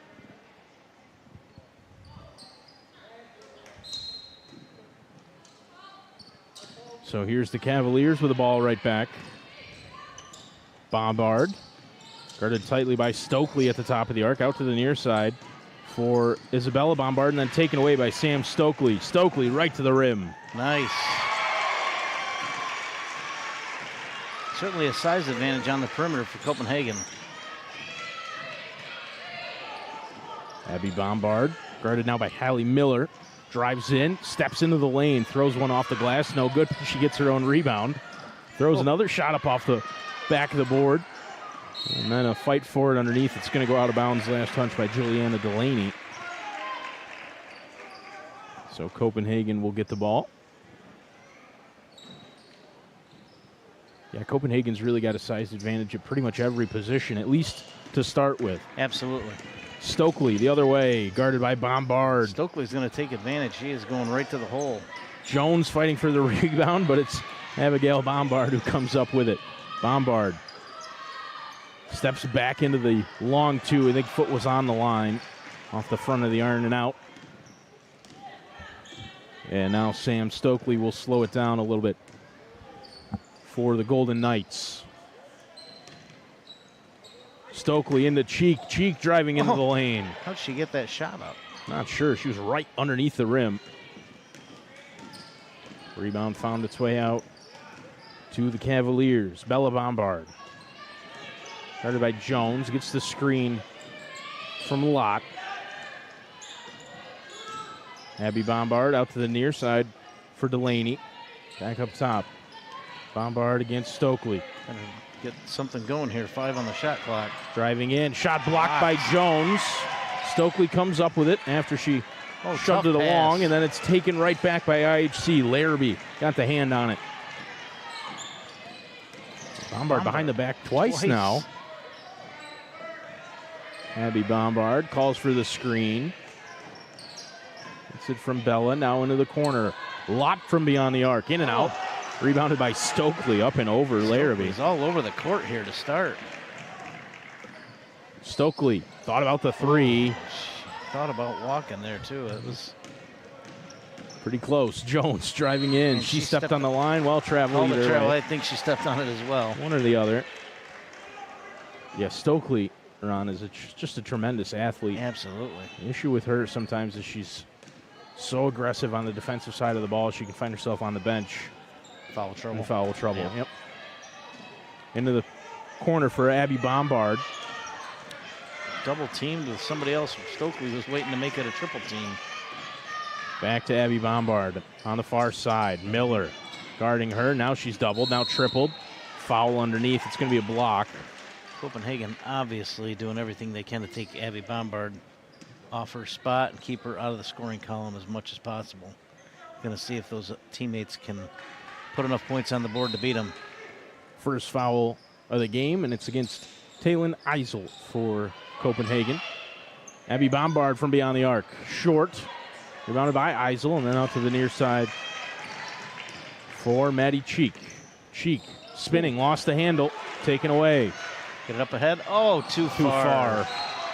For Abby Bombard. Got to get some air under that, let her run under it.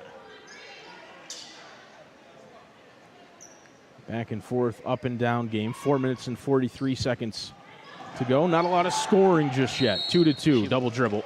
Yep. Called against Miller. IHC, good pressure. We talked before the game, Ron. A bit of a bigger bench down there, but that's the JV team for IHC. I mean, they had a 6-man roster, 6-girl roster, I should say, the whole season. So to have the success that they did playing up a couple of classes, I was too. going to say, played up most of their games out of the Ds. Jones, Stokely over to Miller. Is reflected in their, oh, nice. Reflected in their seeding, a losing record, but taking the 1 seed. One seed. Yep. They earned that with the schedule that they played. Hallie Miller with the 3. It's Copenhagen the 3-point lead. Bombard into the near side. Delaney's shot, too strong, rebounded by Larrabee, and she puts it back in on the second chance. 5-4. Full court press again from IHC, and it's a turnover. Taken away by Abby Bombard. Mid-range shot won't go. Cheek with the rebound. And then Cheek tries to go behind the back against Bombard. Does. And then she carried it. Well, that press is wreaking havoc here. They had a couple of turnovers already. Bombard struggling to score, but their defense keeping them in it here. Bella will inbound to Abby. And she's picked up by Sam Stokely at the top of the arc. Going to take one from way downtown. Just short. Rebounded by Miller. Miller deep, able to shield it off just enough. Abby Bombard pulling it from way downtown now. Cheek trying to match. That one also misses off the glass. Abby Bombard, great handles out to the near side. Gets it right back against Miller now. Out to the far side for Bella. Bella Bombard up against Stokely. That one was deflected. Wasn't sure if Stokely got it or Eisel. Rebound for Larrabee and her second chance opportunity, no good. Jones nearly got out of it. Boy, that press. Coach Scott is not going to be happy. They're kind of going out of control, and they're not getting the ball into the right set of hands to bring it up the court. Dangerous passes. IHC have gotten their hands on a couple, forced a couple of other turnovers. Carry, double dribble. It's a 1-point game right now. 5-4, Copenhagen with the lead. Abby Bombard spinning around. Stokely gets the screen from Larrabee. Out to the near side. Delaney into the corner for Bella. Her shot won't go. Miller with the rebound, and then it's tied up. Should stay with, no, it's going to Copenhagen. Couldn't remember who had the last call. We're on the wrong side of the scorers table, too, down there, and right in front of us. Can't see the arrow. Miller driving into the paint. Now stepping back, won't get it. Eisel with the offensive rebound, and that's tied up. And that one will go to the Cavaliers. Not a lot of scoring here. 9 total points in 5.5 minutes. Credit the defenses, forcing those mistakes. Bella Bombard. He may have pinpointed the key to the game early on. Obviously, Bombard's going to be the scoring threat for IHC. Her step back jumper no good. Stokely is going to, I think, get the bulk of the defense on her. If Stokely can stay out of foul trouble, playing that defense on Bombard. Now Stokely. She's going to take the three. Bang! Second three-pointer for Copenhagen. Sam Stokely rattles one in. It's a 4-point lead. She's got 5 of their 8 points. Wow, that's a long three. Oh, God. She was on the 10-foot line of the volleyball court. And that was approaching, Steph Curry range. That was a long shot. Well beyond the arc. arc. Had to be 27, 28 feet. Stokely and Bombard early on, I believe 5 points apiece. Jones trying to inbound. Bounce pass was deflected, and Stokely comes up with it. She's going to the hole. Up against Bombard. Uses the glass. She's going to use that size. Anytime she's got a lane, she's going to the basket. Abby Bombard into the near corner. Delaney from 3. Oh. Rolled right over the rim. Offensive rebound for Abby Bombard. Bombard driving in, Euros into the paint, draws the foul. It's 2 shots for Abby Bombard. I believe the foul was on Taylor, number 11, I think. Maybe not. I guess they called it on Lee.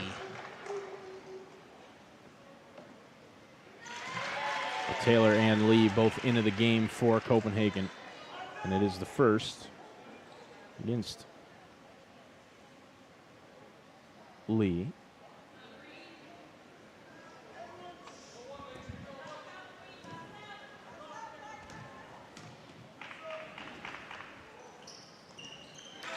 And that one's good, I think. She's got 7. So Bombard and Stokely really taking over the scoring here. Another steal from Bombard, and then she's going to get fouled. Copenhagen struggling with that press, which is ironic. Normally that is their bread and butter, creating the turnovers with their defense.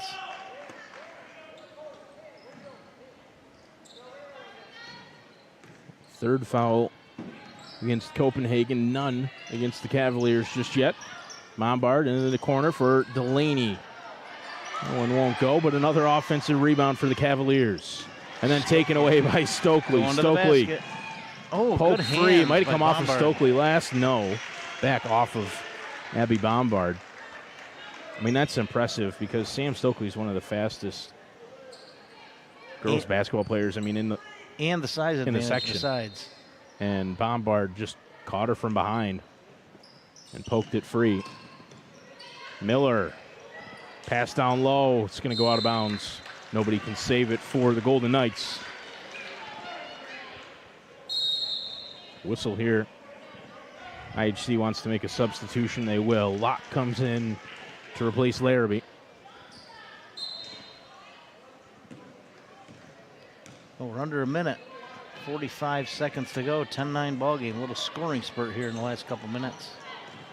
Really from Bombard and Stokely. Out to the near side. Bella Bombard from beyond the arc. Too strong. Out of bounds. Who touched it last? IHC.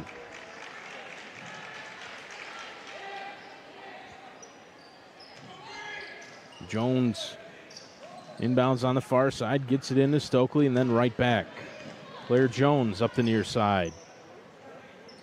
Pass behind Miller, but she grabs it. Pass intended for Jones was denied. Blocked by Bombard. Came off of Bella last.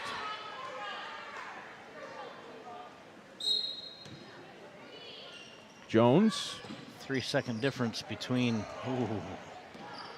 3-second difference between the shot clock and the game clock. So can't hold it for the last shot. Jones flashing through the paint, driving in, shot blocked by Bella Bombard. 5 seconds to go now in the first quarter. Abby steps into the long three. Won't go. And that'll end the first quarter. A 1-point lead for Copenhagen, 10-9.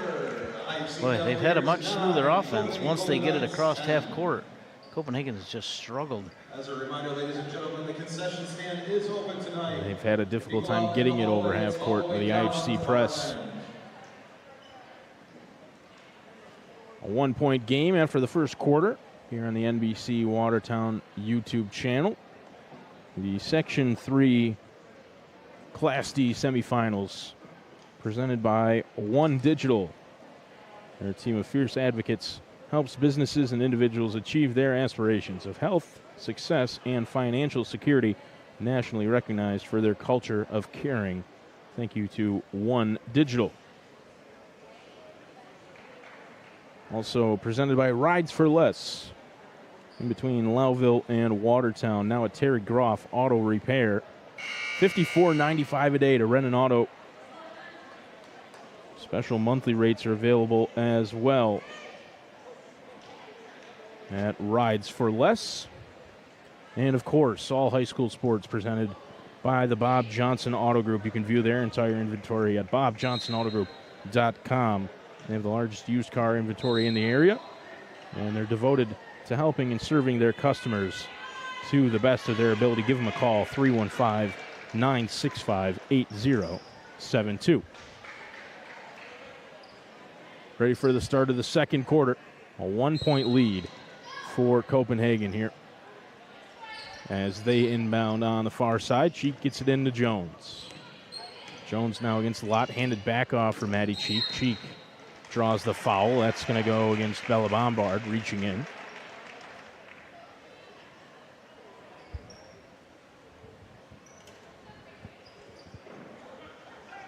Bombard's first foul. I think that's the first foul against IHC. I believe it is. So far tonight. Jones driving into the paint, and she did travel. Tried to come to that jump stop. Back foot kind of slid out from underneath her. Extra step. And the turnover. Abby Bombard the other way. Picked up by Stokely right at the top of the arc. Now picked up her dribble. Bombard high into the air for Larrabee on the far side. Larrabee back up top. Handled by Isabella Bombard. Floater. Won't go. Eisel tipped it back, but it came out. She'll take that. Top of the arc. Abby Bombard won't go. Lott with the rebound. Stokely poked it free, but Lott came up with it and then through the hands of Bella Bombard back up top for Abby. She's guarded by Hallie Miller. Bombard crosses her up with the right-hand floater. That one won't go, and then rebounded underneath by Jones. She draws the foul against Larrabee. Long defensive possession there for Copenhagen, but they stuck with it. Let's see if they've come up with a solution to this press. Get it to Stokely. That's a good start. And now Stokely right up over half court. Pass down low.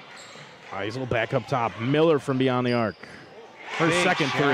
Nice. Hallie Miller. Too much time and space at the top of the arc. She buries another three.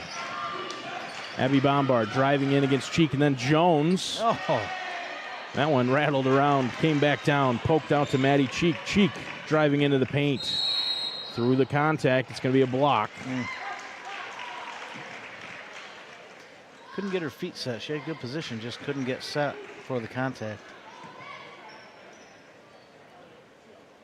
First foul on Juliana Delaney. Third already on IHC here in the second quarter. Jones to Miller up top. Miller driving in, dishing out. Floater from Eisel won't go. Offensive rebound for Miller. Out to Cheek. Mid-range shot, no good. Rebounded by Delaney. And then out to Abby Bombard. Bombard blows by Miller. Shot blocked underneath by Jones. They are ready for her when she comes in the lane. You mentioned the height advantage. I mean, it for sure hasn't. It's obvious standing here and looking down. At every position, they have a height advantage. Maybe not underneath. Abby Bombard from beyond the arc. She doesn't need much space to get her shot off. And now Cheek, trouble getting it inbounds. They do. Stokely picked up her dribble, though. Needs some help. I feel like that's 10 for Bombard of the team's 12 points. Spot on. Nice 10 pass. for Abby Bombard. 2 more right there for Maddie Cheek on the good ball movement. Bombard against Stokely out to the far side. Bella's shot won't go. Saved by Delaney. Nearly taken away by Stokely. Abby Bombard into the paint. That one's blocked. Came right back to her. She threw it out to the near side. Delaney saved it from going out of bounds. Tremendous effort on the offensive side of the ball. And then Bombard from beyond the arc. She thought she made that one. She took a couple steps towards half court. Looked like it was right on line. Rebound for Kaylin Eisel. Down low. Cheek threw that one up over her head, backhanded with the left hand. Didn't get it to go. 15-12. Just under 5 minutes to go in quarter number 2. Bombard gets the screen from Lott, who rolls off of it. Now into the corner. Delaney, mid-range shot won't go. Just can't get anybody else to make a shot. Larrabee with the offensive rebound, and then her shot doesn't go. Taken away by Copenhagen. Stokely pulls up from beyond the arc. Miller with the offensive rebound. And then Larrabee came up with it. Poked free briefly by Eisel, and then controlled by Abby Bombard. Should pull that. There you go. She was 1 on 5. Going to take it into the paint anyway. The floater, no good. Rebounded by Stokely this time. 4 minutes and 15 seconds to go. Still 15-12. Jones in the post. Now spinning back around. Going to take the mid-range shot. Tried to use the glass. Larrabee with a rebound. Abby Bombard has Larrabee ahead. Going to take it herself. Blocked from behind by Maddie Cheek. She was just waited and stayed on her hip until she made the shot attempt. And now, timeout called. Smart defense from Copenhagen. I feel like they know if Abby Bombard's going down the lane, she's probably not going to dish it. That shot's coming up. They just ride her hip until that shot goes up. That being said, she still torched them for 10 points of IHC's 12. Larrabee with the other 2 on a putback is how IHC scored. She's found teammates for open shots on the wing. They just can't get anything to go. The only other bucket was on an offensive rebound. Yep. Plenty of open jump shots. She's finding her teammates, just they're not making shots yet. 7 rebounds already for Larrabee. One of those was the offensive board that resulted in the putback. The other 2 points for IHC. For Copenhagen, Sam Stokely with 7. Allie Miller with 6 on a couple of threes. And then Maddie Cheek on the layup here, their most recent bucket. Halfway through quarter number 2. Abby Bombard fakes the 3. Now pulls it all the way back out. Out to the near side for Isabella. Good Down pass. low, Larrabee. Her shot won't go. That one's out of bounds. Last touch by Copenhagen.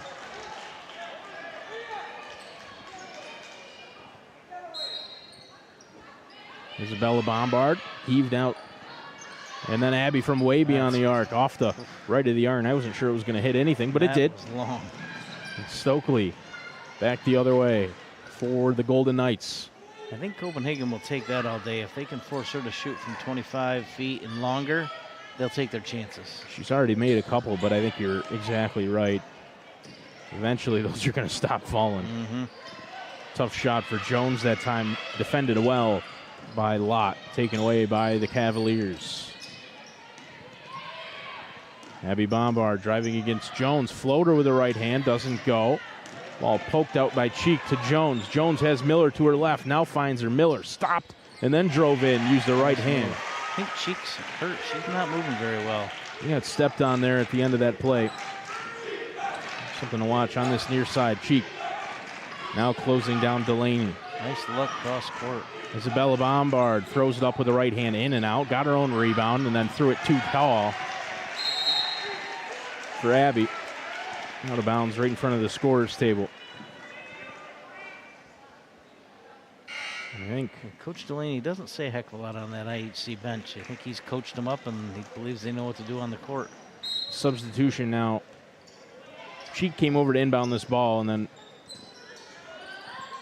Coach Scott made the decision to take her out of the game for the time being. Peyton Taylor in for the Golden Knights, wearing number 11. Miller.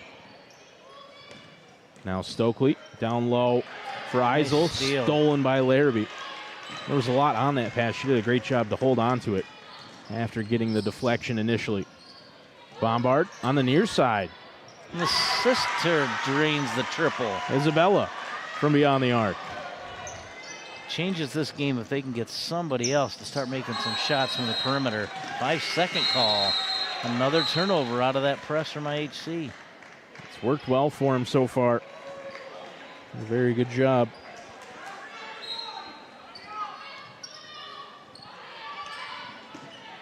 And it's a 2-point game. Abby Bombard out to the lot on the far corner.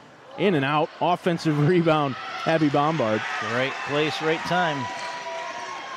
Gives her an even dozen. Tell you what, neither of the Bombards have a lot of height, but they have a lot of heart. They go right into the paint all the time on both sides of the ball. And they come up with understand loose the game. rebounds. They end up in the right place. They just know where to be on the court. That one blocked out of bounds.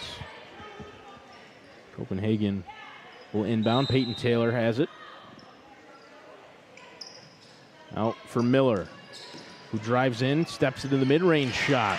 Two more for Hallie Miller. Certainly some balanced scoring from Copenhagen. They got a lot of threats to put the ball in the hole.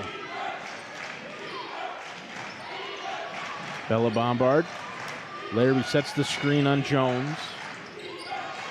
Out to the near side. Lot for beyond the arc again. That one's short. Rebounded by Taylor and handed off for Stokely. Stokely gets the screen from Lee. And then she's fouled. I think that one's going to go on Bombard. Abby Bombard caught Stokely on the arm. Her first foul. Fourth here against IHC. We've actually done well to only be at 4 after picking up 3 in the first couple of minutes of this quarter. Miller from beyond the arc off the inbound. Won't go. Fight for the ball underneath. Jones comes up with it. Jones up over Lot. Nice move. First bucket of the game for Claire Jones. Makes it 21-17. Abby Bombard behind the back again. Nice into handle. the corner for Lot. Long 2. Won't go. Bombard with a rebound. Abby Bombard from beyond the arc now. Lot with the offensive rebound. The putback won't go. Rebounded by Hallie Miller. Miller to Jones. And now Sam Stokely up top. 30 seconds to go in the first half. Miller down low. Turning, putting the shot up was Lee. Rebounded by Larrabee. Boy, Larrabee's done a great job on the glass. A lot of rebounds. 8 boards for Bria Larrabee here in the first half. Stokely pokes it free, fighting for the loose ball. Timeout. He gave him calls possession. timeout. Just call them Watertown. It's IHC. Right city. Timeout for Coach Delaney. I don't think Coach Scott liked that call. I That think- ball seemed to be bouncing back and forth. He was right there. I think the other thing Coach Scott probably won't like too much about the first half, despite the lead, is how Copenhagen's getting beat on the glass, despite having a pretty significant height advantage. I mean, Abby Absolutely. Bombard has got 5 boards. She's one of the And shortest players on the court, maybe the shortest player. And the turnovers.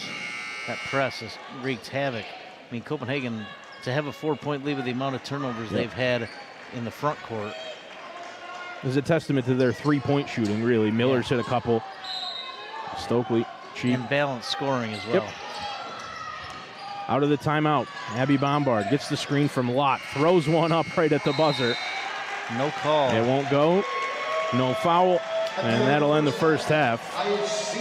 21-17. Copenhagen with the lead. On the back of Abby Bombard with a dozen, I believe. 8 points for Miller, 7 for Stokely. Abby Bombard with 12 on the other side for IHC. Isabella with the 3. Larrabee with the putback to round out the scoring for IHC. Larrabee with 8 rebounds as well. And we just mentioned Abby Bombard with 5 boards. Wow. So a slim lead for Copenhagen. At the halftime break here, the Class D Section 3 semifinals from Indian River Middle School on the NBC Watertown YouTube channel. Presented by One Digital, a proud sponsor of the Section 3 playoffs. Nationally recognized for their culture of caring, One Digital's teams enable employers and individuals in Watertown to do their best work and live their best lives. At One Digital, they leverage the power of one to drive positive changes for your people and help your business in designing modern financial services, insurance, and HR strategies. That's One Digital.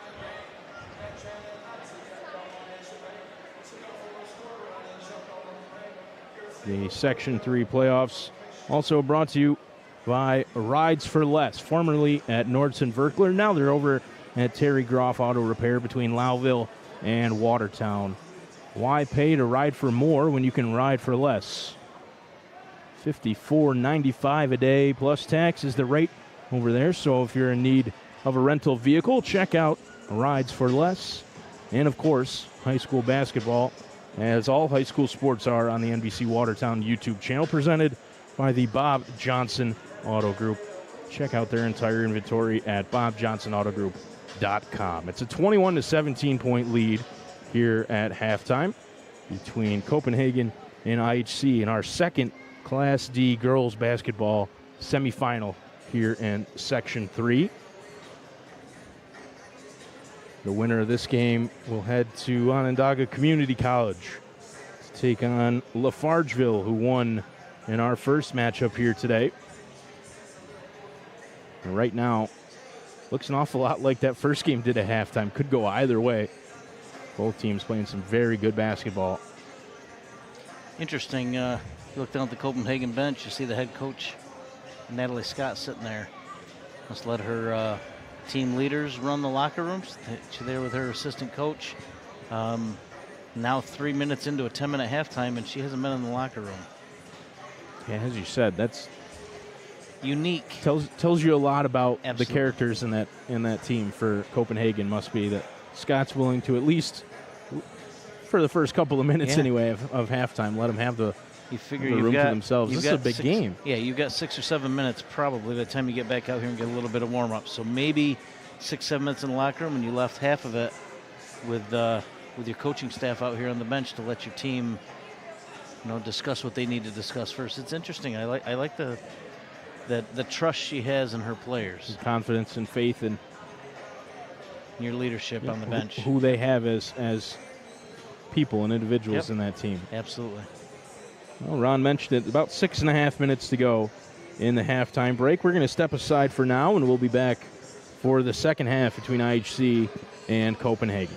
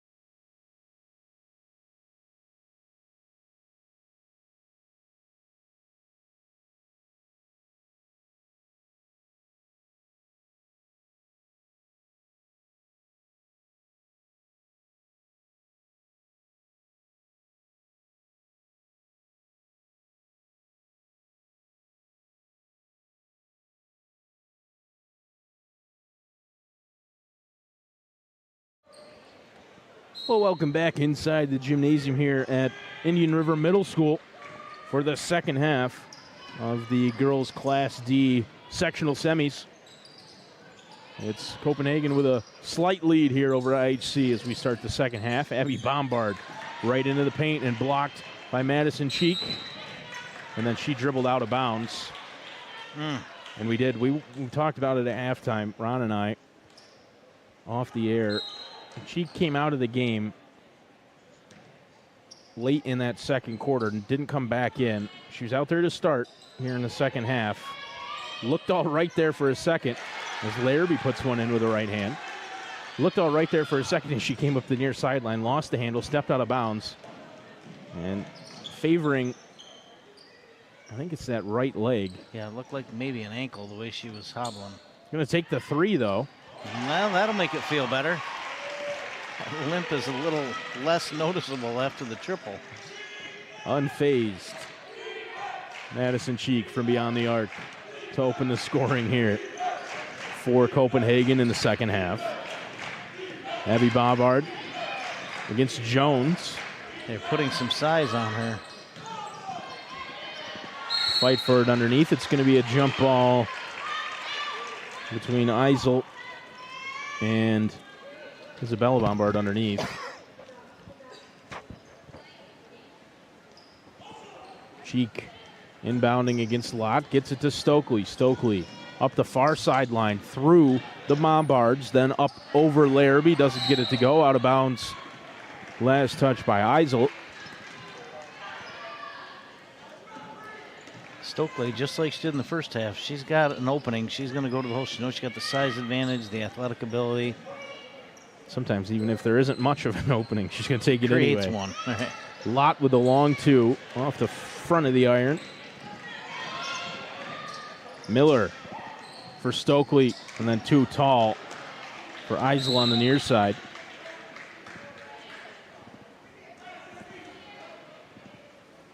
Ball rolled all the way out of play on the near side. Exford hunted it down.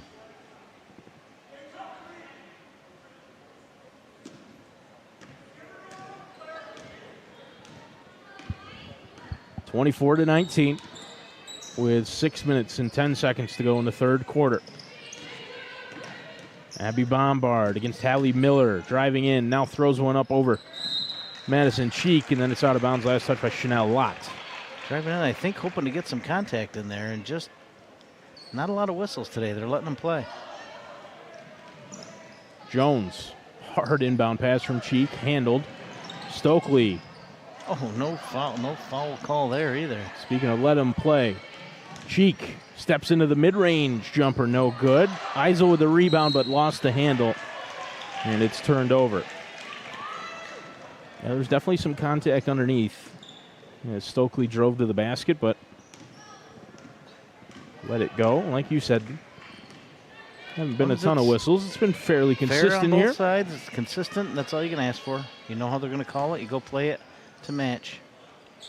Lott from the near corner. Won't go. Eisel pokes it over to Jones. And now Jones trying to go up the far side. It's going to be a foul against Abby Bombard. That's her first. I feel like she's Second, a little rather. frustrated. Not giving her a ton of space.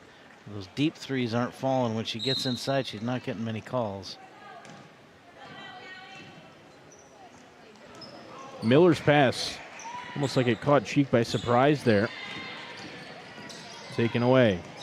Abby Bombard from way downtown. Doesn't get the roll. Offensive rebound for Isabella Bombard, and she draws the shooting foul.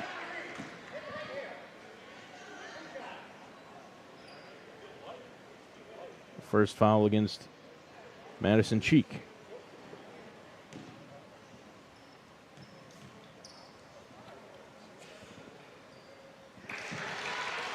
Smooth, confident free throw. Could use another one here. I think that's their... One of the ways that they're going to get into this game. Not when that they they're get out those of it, whistles, they've got to take advantage. And again, that size advantage. They keep driving inside, but they've not had a lot of luck. Stokely thought about the three, instead dished it back out, came out for Miller at the top of the arc. She's guarded by Abby Bombard. Jones doubled by Bombard, and Delaney went into the paint anyway, and then rebounded by Liana McAtee, who's into the game for IHC. Nice move by Bombard. Didn't need the whistle that time. Found a way to make the layup. Maddie Cheek driving into the paint, poke free, Good hands. steal for IHC. Isabella Bombard with a steal. Abby the other way, gets the screen from McAtee. Now up top for Bella, back to the near corner. Abby from beyond the arc. A little strong. Oh, finds herself alone underneath. Oh, missed the short range. Larrabee with a first rebound, then the second for Bella Bombard, and then a steal for Stokely, who goes right to the basket. Wow, she's quick.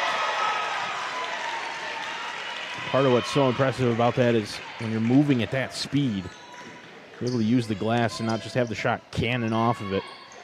Mid-range jumper off the glass from Delaney. No good. Rebounded by Jones. Claire Jones the other way with a three-point lead. Now to Stokely. Sam Stokely uses her dribble. Hands off for Maddie Cheek. Miller back to Cheek on the far side from beyond the arc. Too strong. Rebounded by McAtee. Got it over to Bombard and then taken away by Stokely. Ooh. Open up a little cushion here now for Copenhagen. Steal in the bucket from Sam Stokely. 28-23. Stokely went for another steal, didn't get it. Bombard driving in, draws the foul. Doesn't get the shot to go. Did they put that last two up? Is it 28? I almost thought that made it a 7-point game, but I could be wrong. Well, I think they'd have fixed it by now. I was thinking it was 30. First free throw from Abby Bombard is good. Gives her 15 of IHC's 24. Stokely, Cheek rather, with the rebound on the near side. On the second free throw from Abby Bombard. Jones out for Stokely, who drives in, throws up the floater off the front of the iron. Rebound McAtee. McAtee's done well on the glass coming off the bench. Isabella Bombard into the corner, deflected out of bounds by Stokely. Stokely kind of disappeared for a little bit in the first half, but she's fully engaged now. Both ends of the floor. 11 points for Stokely. And slapped another one away. Good screen from Delaney. Pass down low. Just too strong for Larrabee underneath.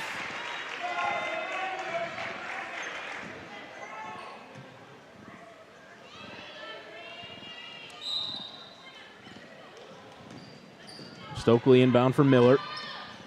And then gets it right back. It's Maddie Cheek. Second time I've called her Sam Stokely. Jones. There's Stokely on the far side.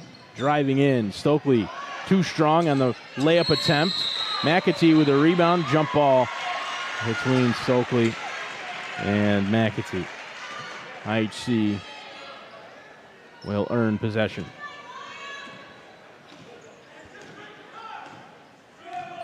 2 minutes and 25 seconds to go in the third quarter. 4-point lead for the Golden Knights. Mid-range. No good for Bella Bombard. Rebounded by Eisel, and here's Copenhagen the other way. Stokely on the far side to Jones at the free throw line. Now to Miller on the near side with a three-pointer. That one's short. And rebounded by Abby Bombard, who pushes the tempo now. Bombard against Jones. Steps back into the three-pointer. Bang! 1-point game all of a sudden. After the three-pointer for Abby Bombard. They're going to call a foul here on McAtee as Stokely tried to dribble away.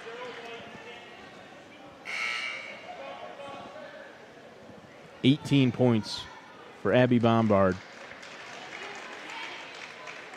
27 for IHC. They trail by 1 with 1:47 in quarter number 3. Jones gets it inbound from Miller. Spins around the double team. Mid-range shot, no good.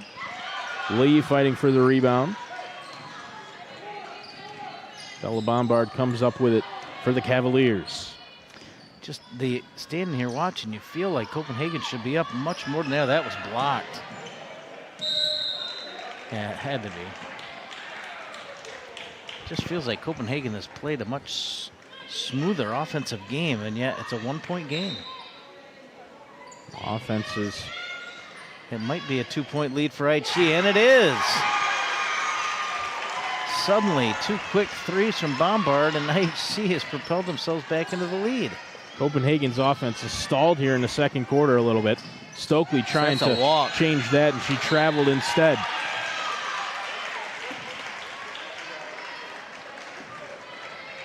The last 3 from Abby Bombard gives her 21 of IHC's 30. And it gives them a 2-point lead. Bella Bombard against Jones. Out to Delaney on the far side. Long 2, won't go. Jones can't come up with it. Abby Bombard does. Now she's going to take another 3. Oh. That one won't go. Larrabee fighting for the loose ball. Taken away by Copenhagen. Riley Presley came up with a board. Letting him play. Miller on the near side. Jones. Turned over. Taken away by Bella Bombard. She has Abby up with her. Now finds her. And one. Going to be 9 straight points here from Bombard. I believe it was 28-23. She's got 2 triples in that layup. This could be 9 straight all by herself. 23 points now. Deficit into potentially. There's a 5-point lead. Miller. IHC with a press now. Seen that most of the game. It worked really well for him in the first quarter. Miller. Jones. Back to Miller, trying to answer back for Copenhagen. Stokely came up with a basketball. Into the paint.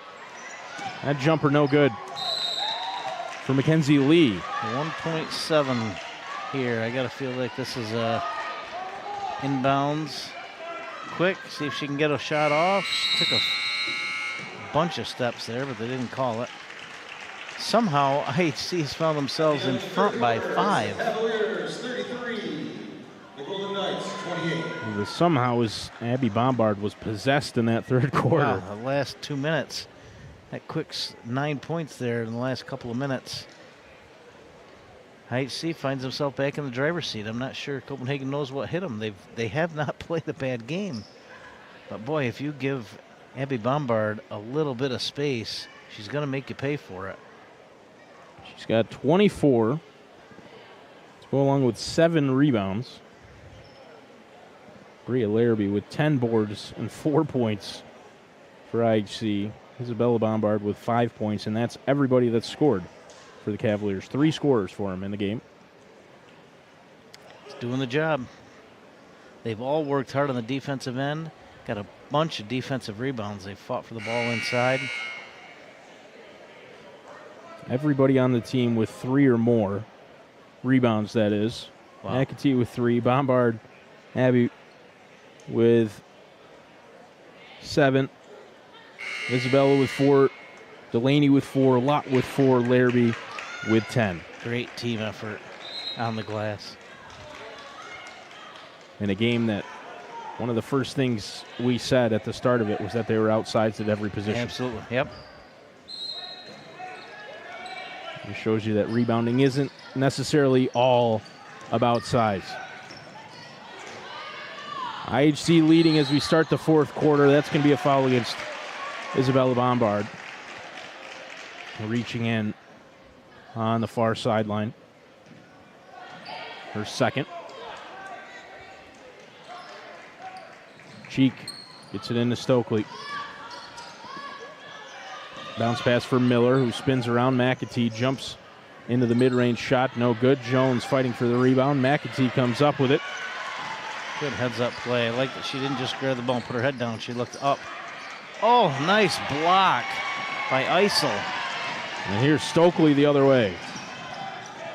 Maddie Cheek thought about the three, then stepped back. Jones doubled. Trying to dish out, it's taken away, and then stolen right back by Stokely. And Sam Stokely. That's a big play. That could have been a fast break the other way. Potential 7-point game becomes 3.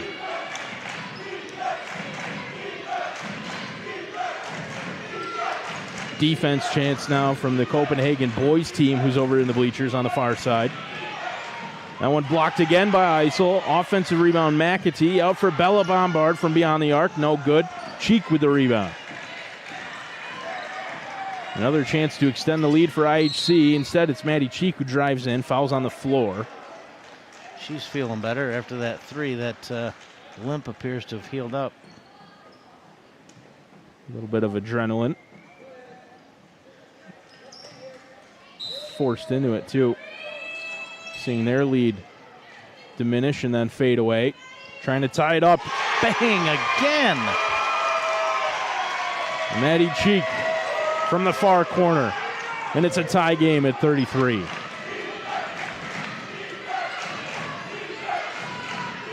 Taken away by Stokely. Again. Stokely draws the foul. It's against Bella Bombard. Yep. Fouls now starting to pile up here for HC. Still 3 on each of the Bombards.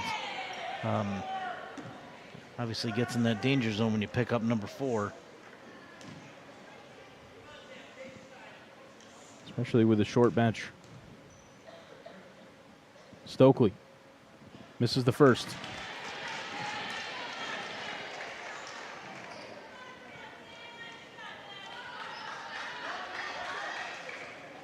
Interesting stance she has the free throw line. She brings that front foot parallel almost to the free throw line. Misses the second as well. Jones able to save it in the corner and nice gets it to save. Stokely, and then the foul. That's 4. Fourth against Isabella Bombard. 2 on this trip down the floor. That becomes potentially an issue. She's their second reliable ball handler after her sister, Abby. Better be careful here. Can't really afford to bring her off the floor. Cheek driving in, throws it up off the side of the backboard. No good. Rebounded by Leanna McAtee. McAtee's played really well off the bench getting those rebounds. Abby Bombard in a tie game. Gets the screen from McAtee. Doubled. Immediately by Stokely and Miller. They haven't had Stokely on her for a good chunk of the game. I don't know if they were trying to keep her out of foul trouble, but she's going to be a key piece of the defense now. Bombard drives in, draws the foul. They're going to call it on the floor. And it's against Claire Jones. Only her first. The first foul against Copenhagen here in the fourth quarter. Off the inbound. Bombard with the 3. Won't go. Jones fighting for the rebound. It was last touched by McAtee and out of bounds. Such a basic inbounds play. They put her up at the edge of the free throw line and just brought her over to the wing. I don't know how you let one of the better shooters in the Frontier League, boys or girls, be that wide open off a simple inbounds play, but it didn't hurt them. Not that time. Bombard has torched him for 24. Jones doubled in the corner. That one out of bounds off the foot of McAtee. And again, Expert has to go chase the ball down the hallway.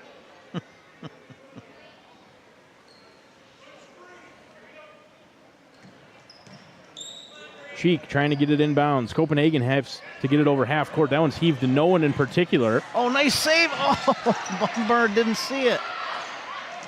Stokely underneath. Oh, my goodness. Great effort to save the ball, and Bombard didn't see it bouncing right in front of her. Bria Larrabee dove onto the court, gave everything up, keep that one in bounds. And it found its way to Stokely. That one in and out. Offensive rebound. Abby Bombard won't go. Out of bounds last touch by Eisel. 2 shots. I'm not sure how either one of them came out. Just spun, got down below the rim and spun back out.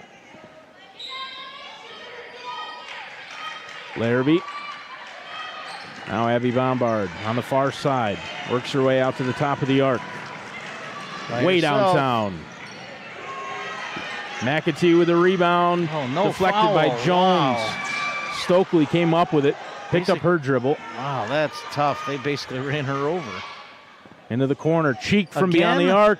Oh, she's hit 2 from that spot. Jones with the looked good. offensive rebound, then she draws the foul.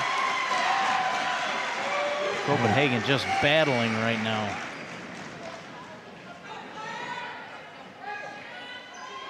McAtee going to get a rest. She's worked hard.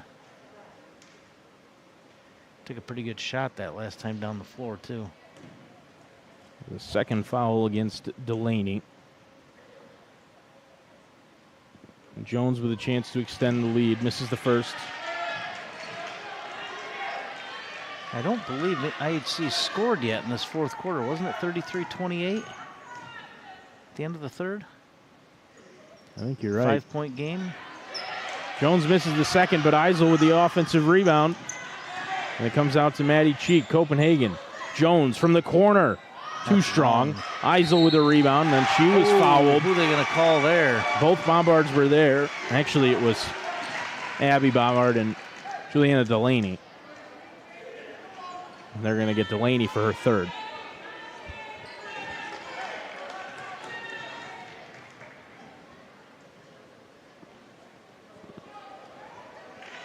High free throw from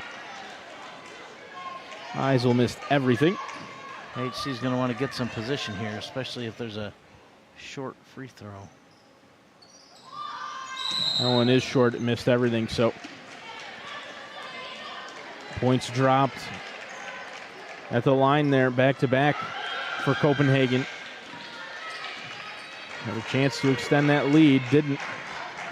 They've made their money here in the fourth quarter with their defense. IHC still scoreless. 3.5 minutes in. Bella Bombard won't go. Up Stokely ahead to Stokely. driving in, blocking And foul, one. count it. And that's against Delaney, who quickly has picked up her fourth foul. That's 3 now in the last minute and a half probably for Delaney.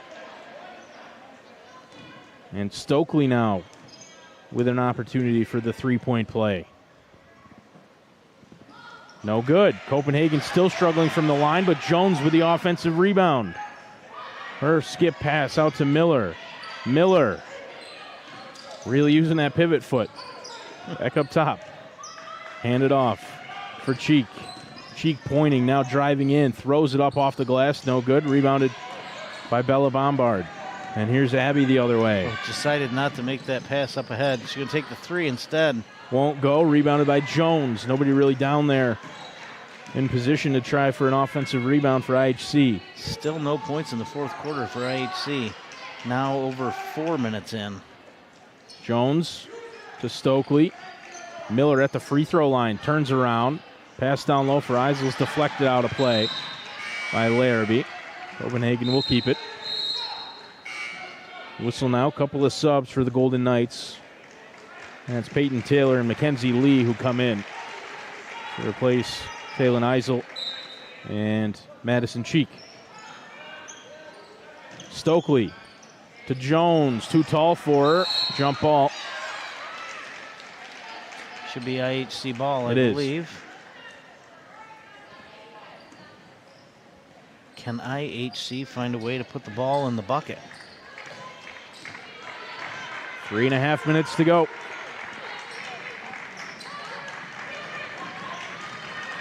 Abby Bombard in the corner, driving in, goes right underneath, tries the reverse. Offensive rebound, Larrabee, and then another, and still won't go. Taylor up ahead. Stokely goes right past Delaney. A bunch of steps, but they let it go.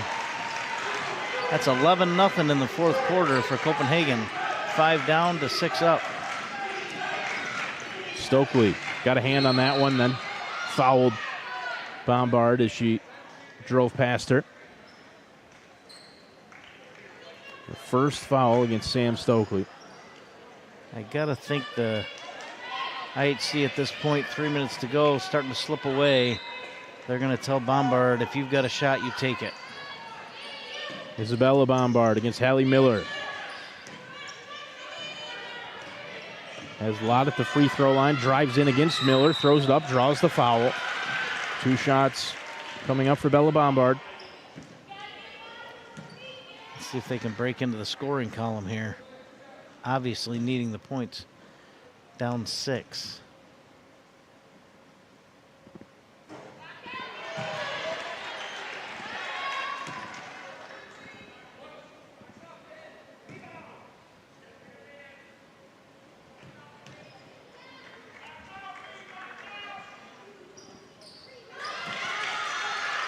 That gets them in the scoring column, but still down 5. 2.5 to go. Going to have to start playing some defense here and hopefully maybe get a couple of turnovers. Miller driving against Delaney. And there's one. Offensive foul. See if we can find a way to get to another one-possession game in the last minute. Do we deserve 2 in the same night? That first game, absolute cracker. Excellent. I knew you'd get it in before we were done. Oh, Bombard all by herself. There we go, one-possession game. Uses the glass to perfection and timeout called 26, IHC. I think she's sitting on 26 of the team's 36. 26 points for Abby Fantastic Bombard. effort. I think it's going to take a few more if they're going to get over the hump here, but a 3-point game. Stokely leads the Knights with 15.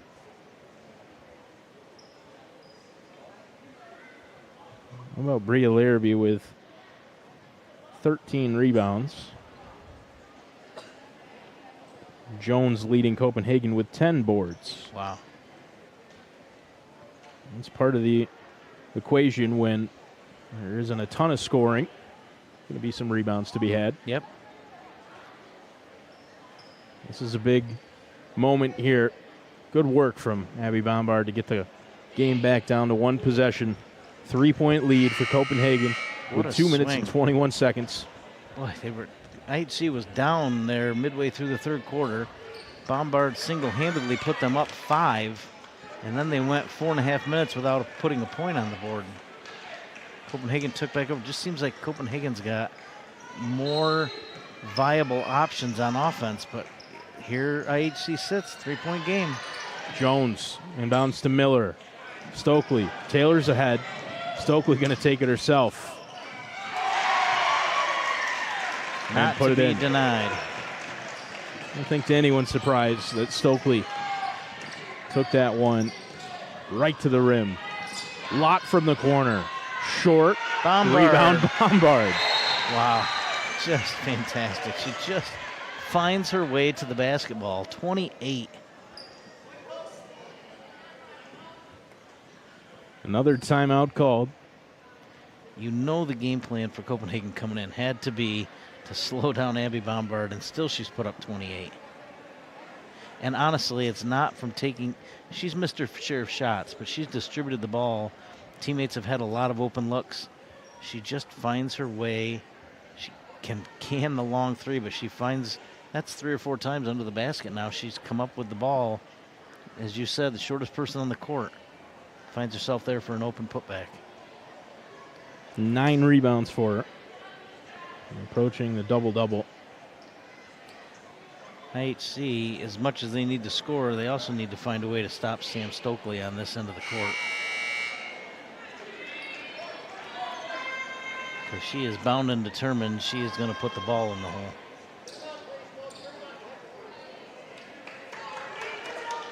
Stokely, 17 points, 7 rebounds, 6 steals for the Golden Knights. Cheek hit a couple of big threes of her own. Stokely up the far sideline. I think it was a double dribble. Well, they did get the turnover. Wow. Well, it looked like she switched hands there, but had both of them on the ball at the same time, which is not allowed. I think that's against the rules. I'm not an expert, but we just play one on our YouTube channel. That's all. Bombard up top. Gets the screen from Larrabee. Mid-range floater. Rolled around and came out. She's in there getting Got her after own it. rebound again. Double-double now for Abby Bombard. Points and rebounds. 3. And there's the long 3.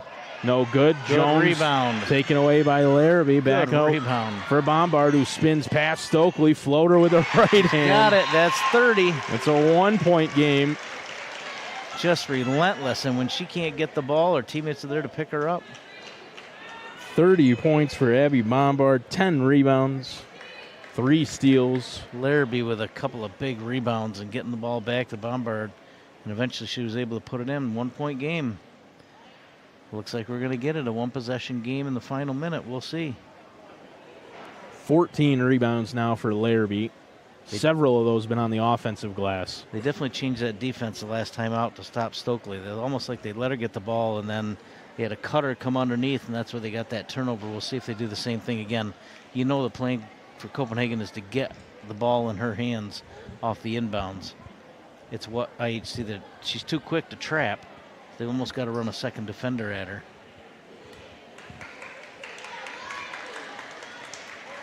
Out of the timeout, a 1-point game, 41-40.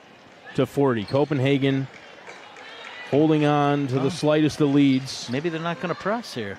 Interesting. That is interesting. Golden Just Knights will have committed- the basketball, but Just caused the turnover on the last possession.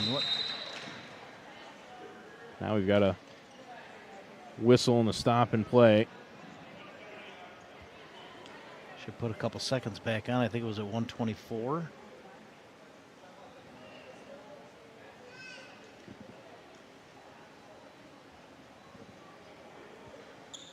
Got it back up to 124. I don't know what the initial delay was there. Inadvertent horn, maybe? I'm not sure what happened. Be Interesting they did not put on the press with as much success as they've had. Maybe they're saving it and going to put it back on next time. Miller. Stokely into the paint for Jones. Jones blocked nice from behind block. by Larrabee. Offensive rebound. Stokely driving in. Mid-range shot won't go. And unable to save it was Presley. Here we go. Under a minute. IHC with a shot to take the lead. Down 1. Abby Bombard. Going to go out on the limb. Guess who's going to take the shot? Yeah, who else? I wouldn't be surprised to see your sister get an open look. There it is. Off the side of the backboard. Jones with the rebound. I think Jones got a piece of that one, actually. Jones gets it over half court, then picked up her dribble. Harassed by Delaney. Cheek. Bounce pass for Stokely, then right back. Maddie Cheek fakes the 3, steps in from the free throw line or just beyond it. Offensive rebound, Copenhagen. Now they've got Jones a foul. has the ball down low. Jones, jump ball. Bombard. Who's got possession on the arrow? Copenhagen.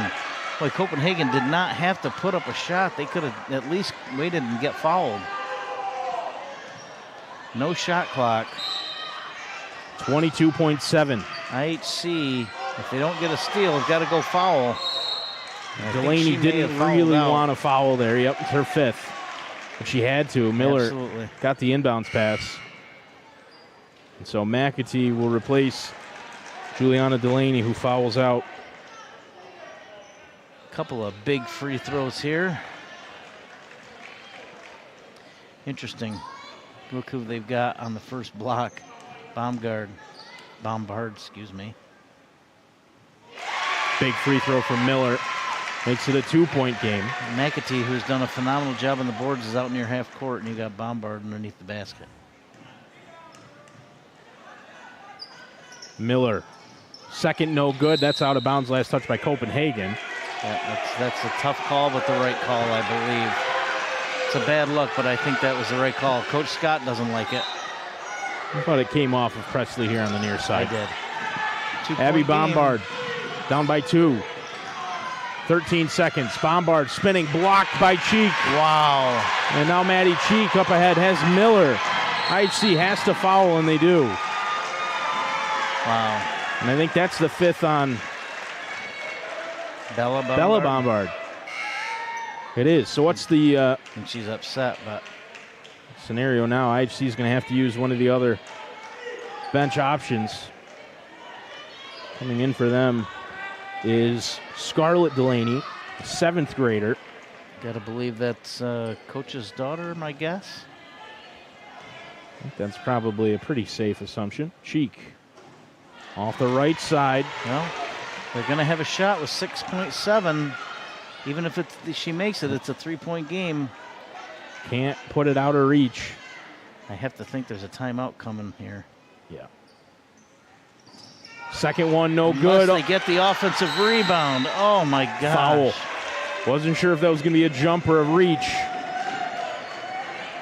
That's going to go against Abby Bombard, which is her 4th.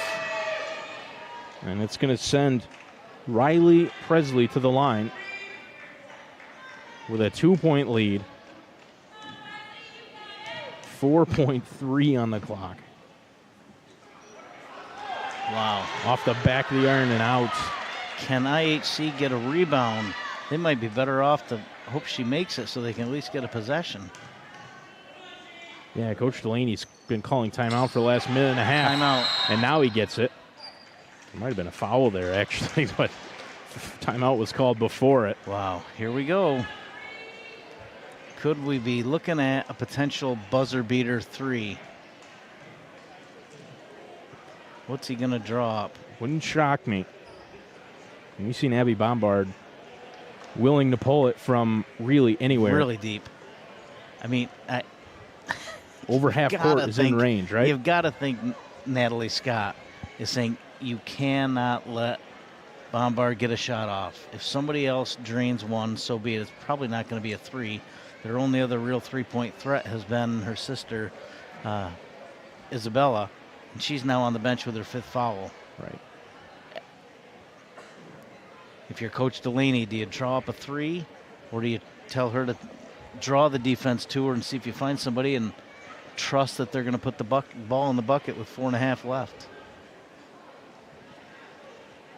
Timeout here with 4.5 on the clock. Copenhagen, tell you what, if they give up a bucket here, they're going to be kicking themselves because if they had made one of those last 4 free throws, then this isn't even a decision. They could come up foul and with a 3-point lead. Yep. But they don't. They miss their last 4. They've actually missed quite a few free throws in this game. Left a lot of points at the line. Could be in a much better position if they had just got Bombard done that work. Doubled. Right, almost tripled her at this point. Yeah, they were, the other 3 were all ready to surround her. And now Scott's going to call a timeout. I believe she's sitting on 30 of the team's 40 points. Yep, 30 points, 10 rebounds. She'd love to get to 32. I think she'd really love 33. I think that was timeout here from Scott. She wanted to see how IHC was going to line up out of the timeout and then adjust accordingly. Might not have been a bad idea to have Bombard inbound the ball. Tend to get an open shot that way if you just cut one direction after you inbounds the ball and it's just a touch pass. I mean, you've still got 4 seconds. You've got time, but get that ball in, go find a good spot, get that pass and get one up. Still the possibility that that's something Michael Delaney can draw up here.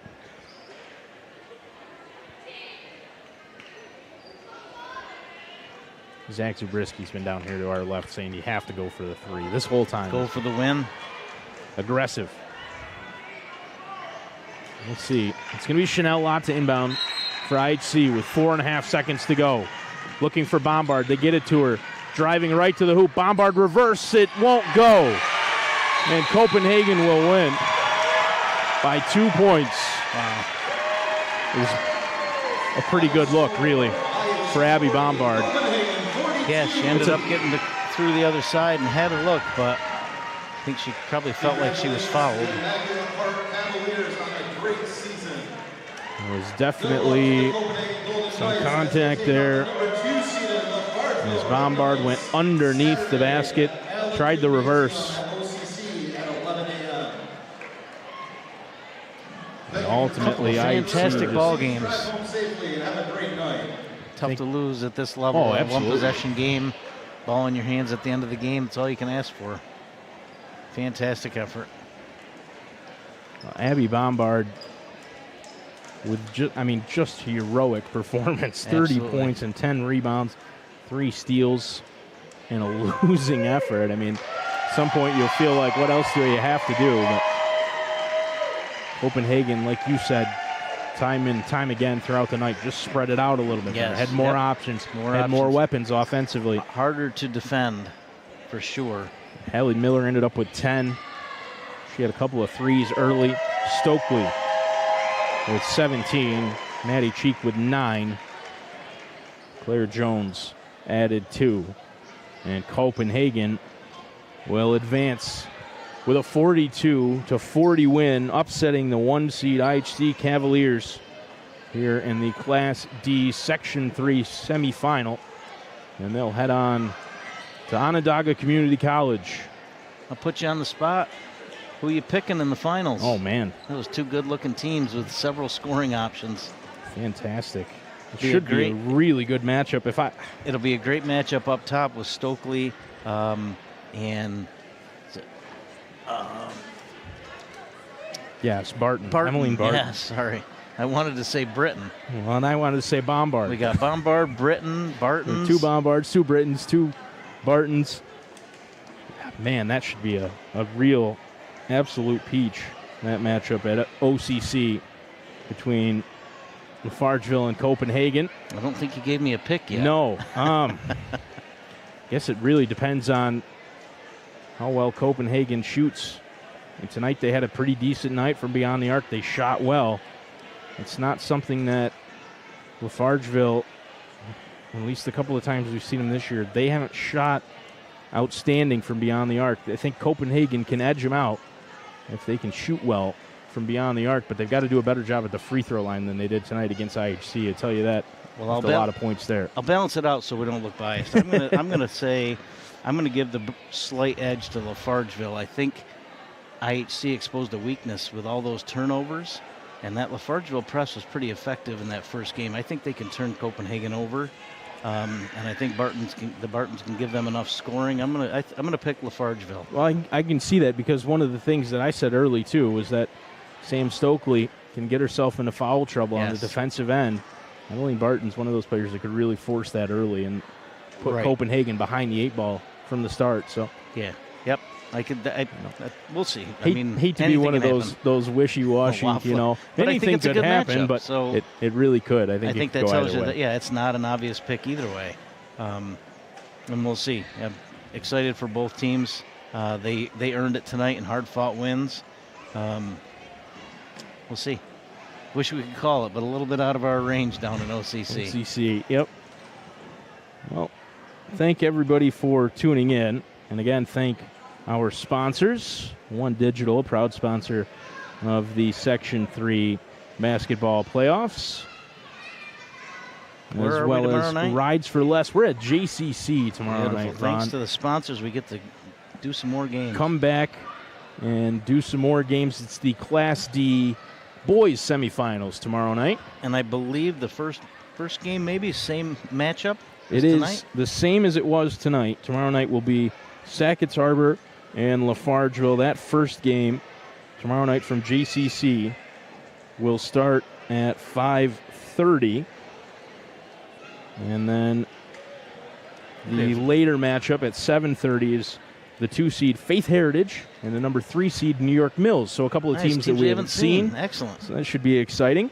So we'll be right back tomorrow night with some more Section 3 semifinal action. If it's anything like it was tonight, it'll be going to be hard to top. Fantastic to watch.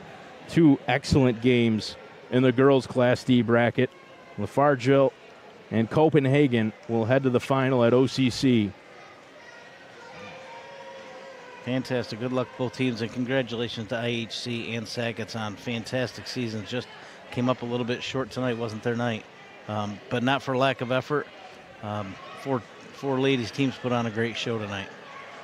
Fantastic is a really good word to describe all of it, including our hosts here at Indian River in the middle school. Yeah, great facility here. Yeah, never been in the middle school before. Super cool. Ron and I were talking earlier. I said I really like this hardwood, the dark color. Yeah, it'd be sad to see them get rid of it. I'm sure they probably will eventually with the name change and all of that upcoming. But thanks to Indian River for having us here for the Class D Section 3 semifinals. And more importantly, thank you to everybody who tuned in and watched. Reminder, we'll be at JCC tomorrow. So if you're going to be there, stop by our table up in the back of the bleachers. Say hi, grab a Buffalo Wild Wings coupon card or two, and talk about how good both of the games were tonight. My name's Connor Lalone, Ron Rockwood, my commentary partner, and the rest of our crew, Zach Zabriskie and Cody Wheeler. Again, thanks to everybody for tuning in. We'd love to see you tomorrow night. But if not, take care and have a great rest of your week. Good night.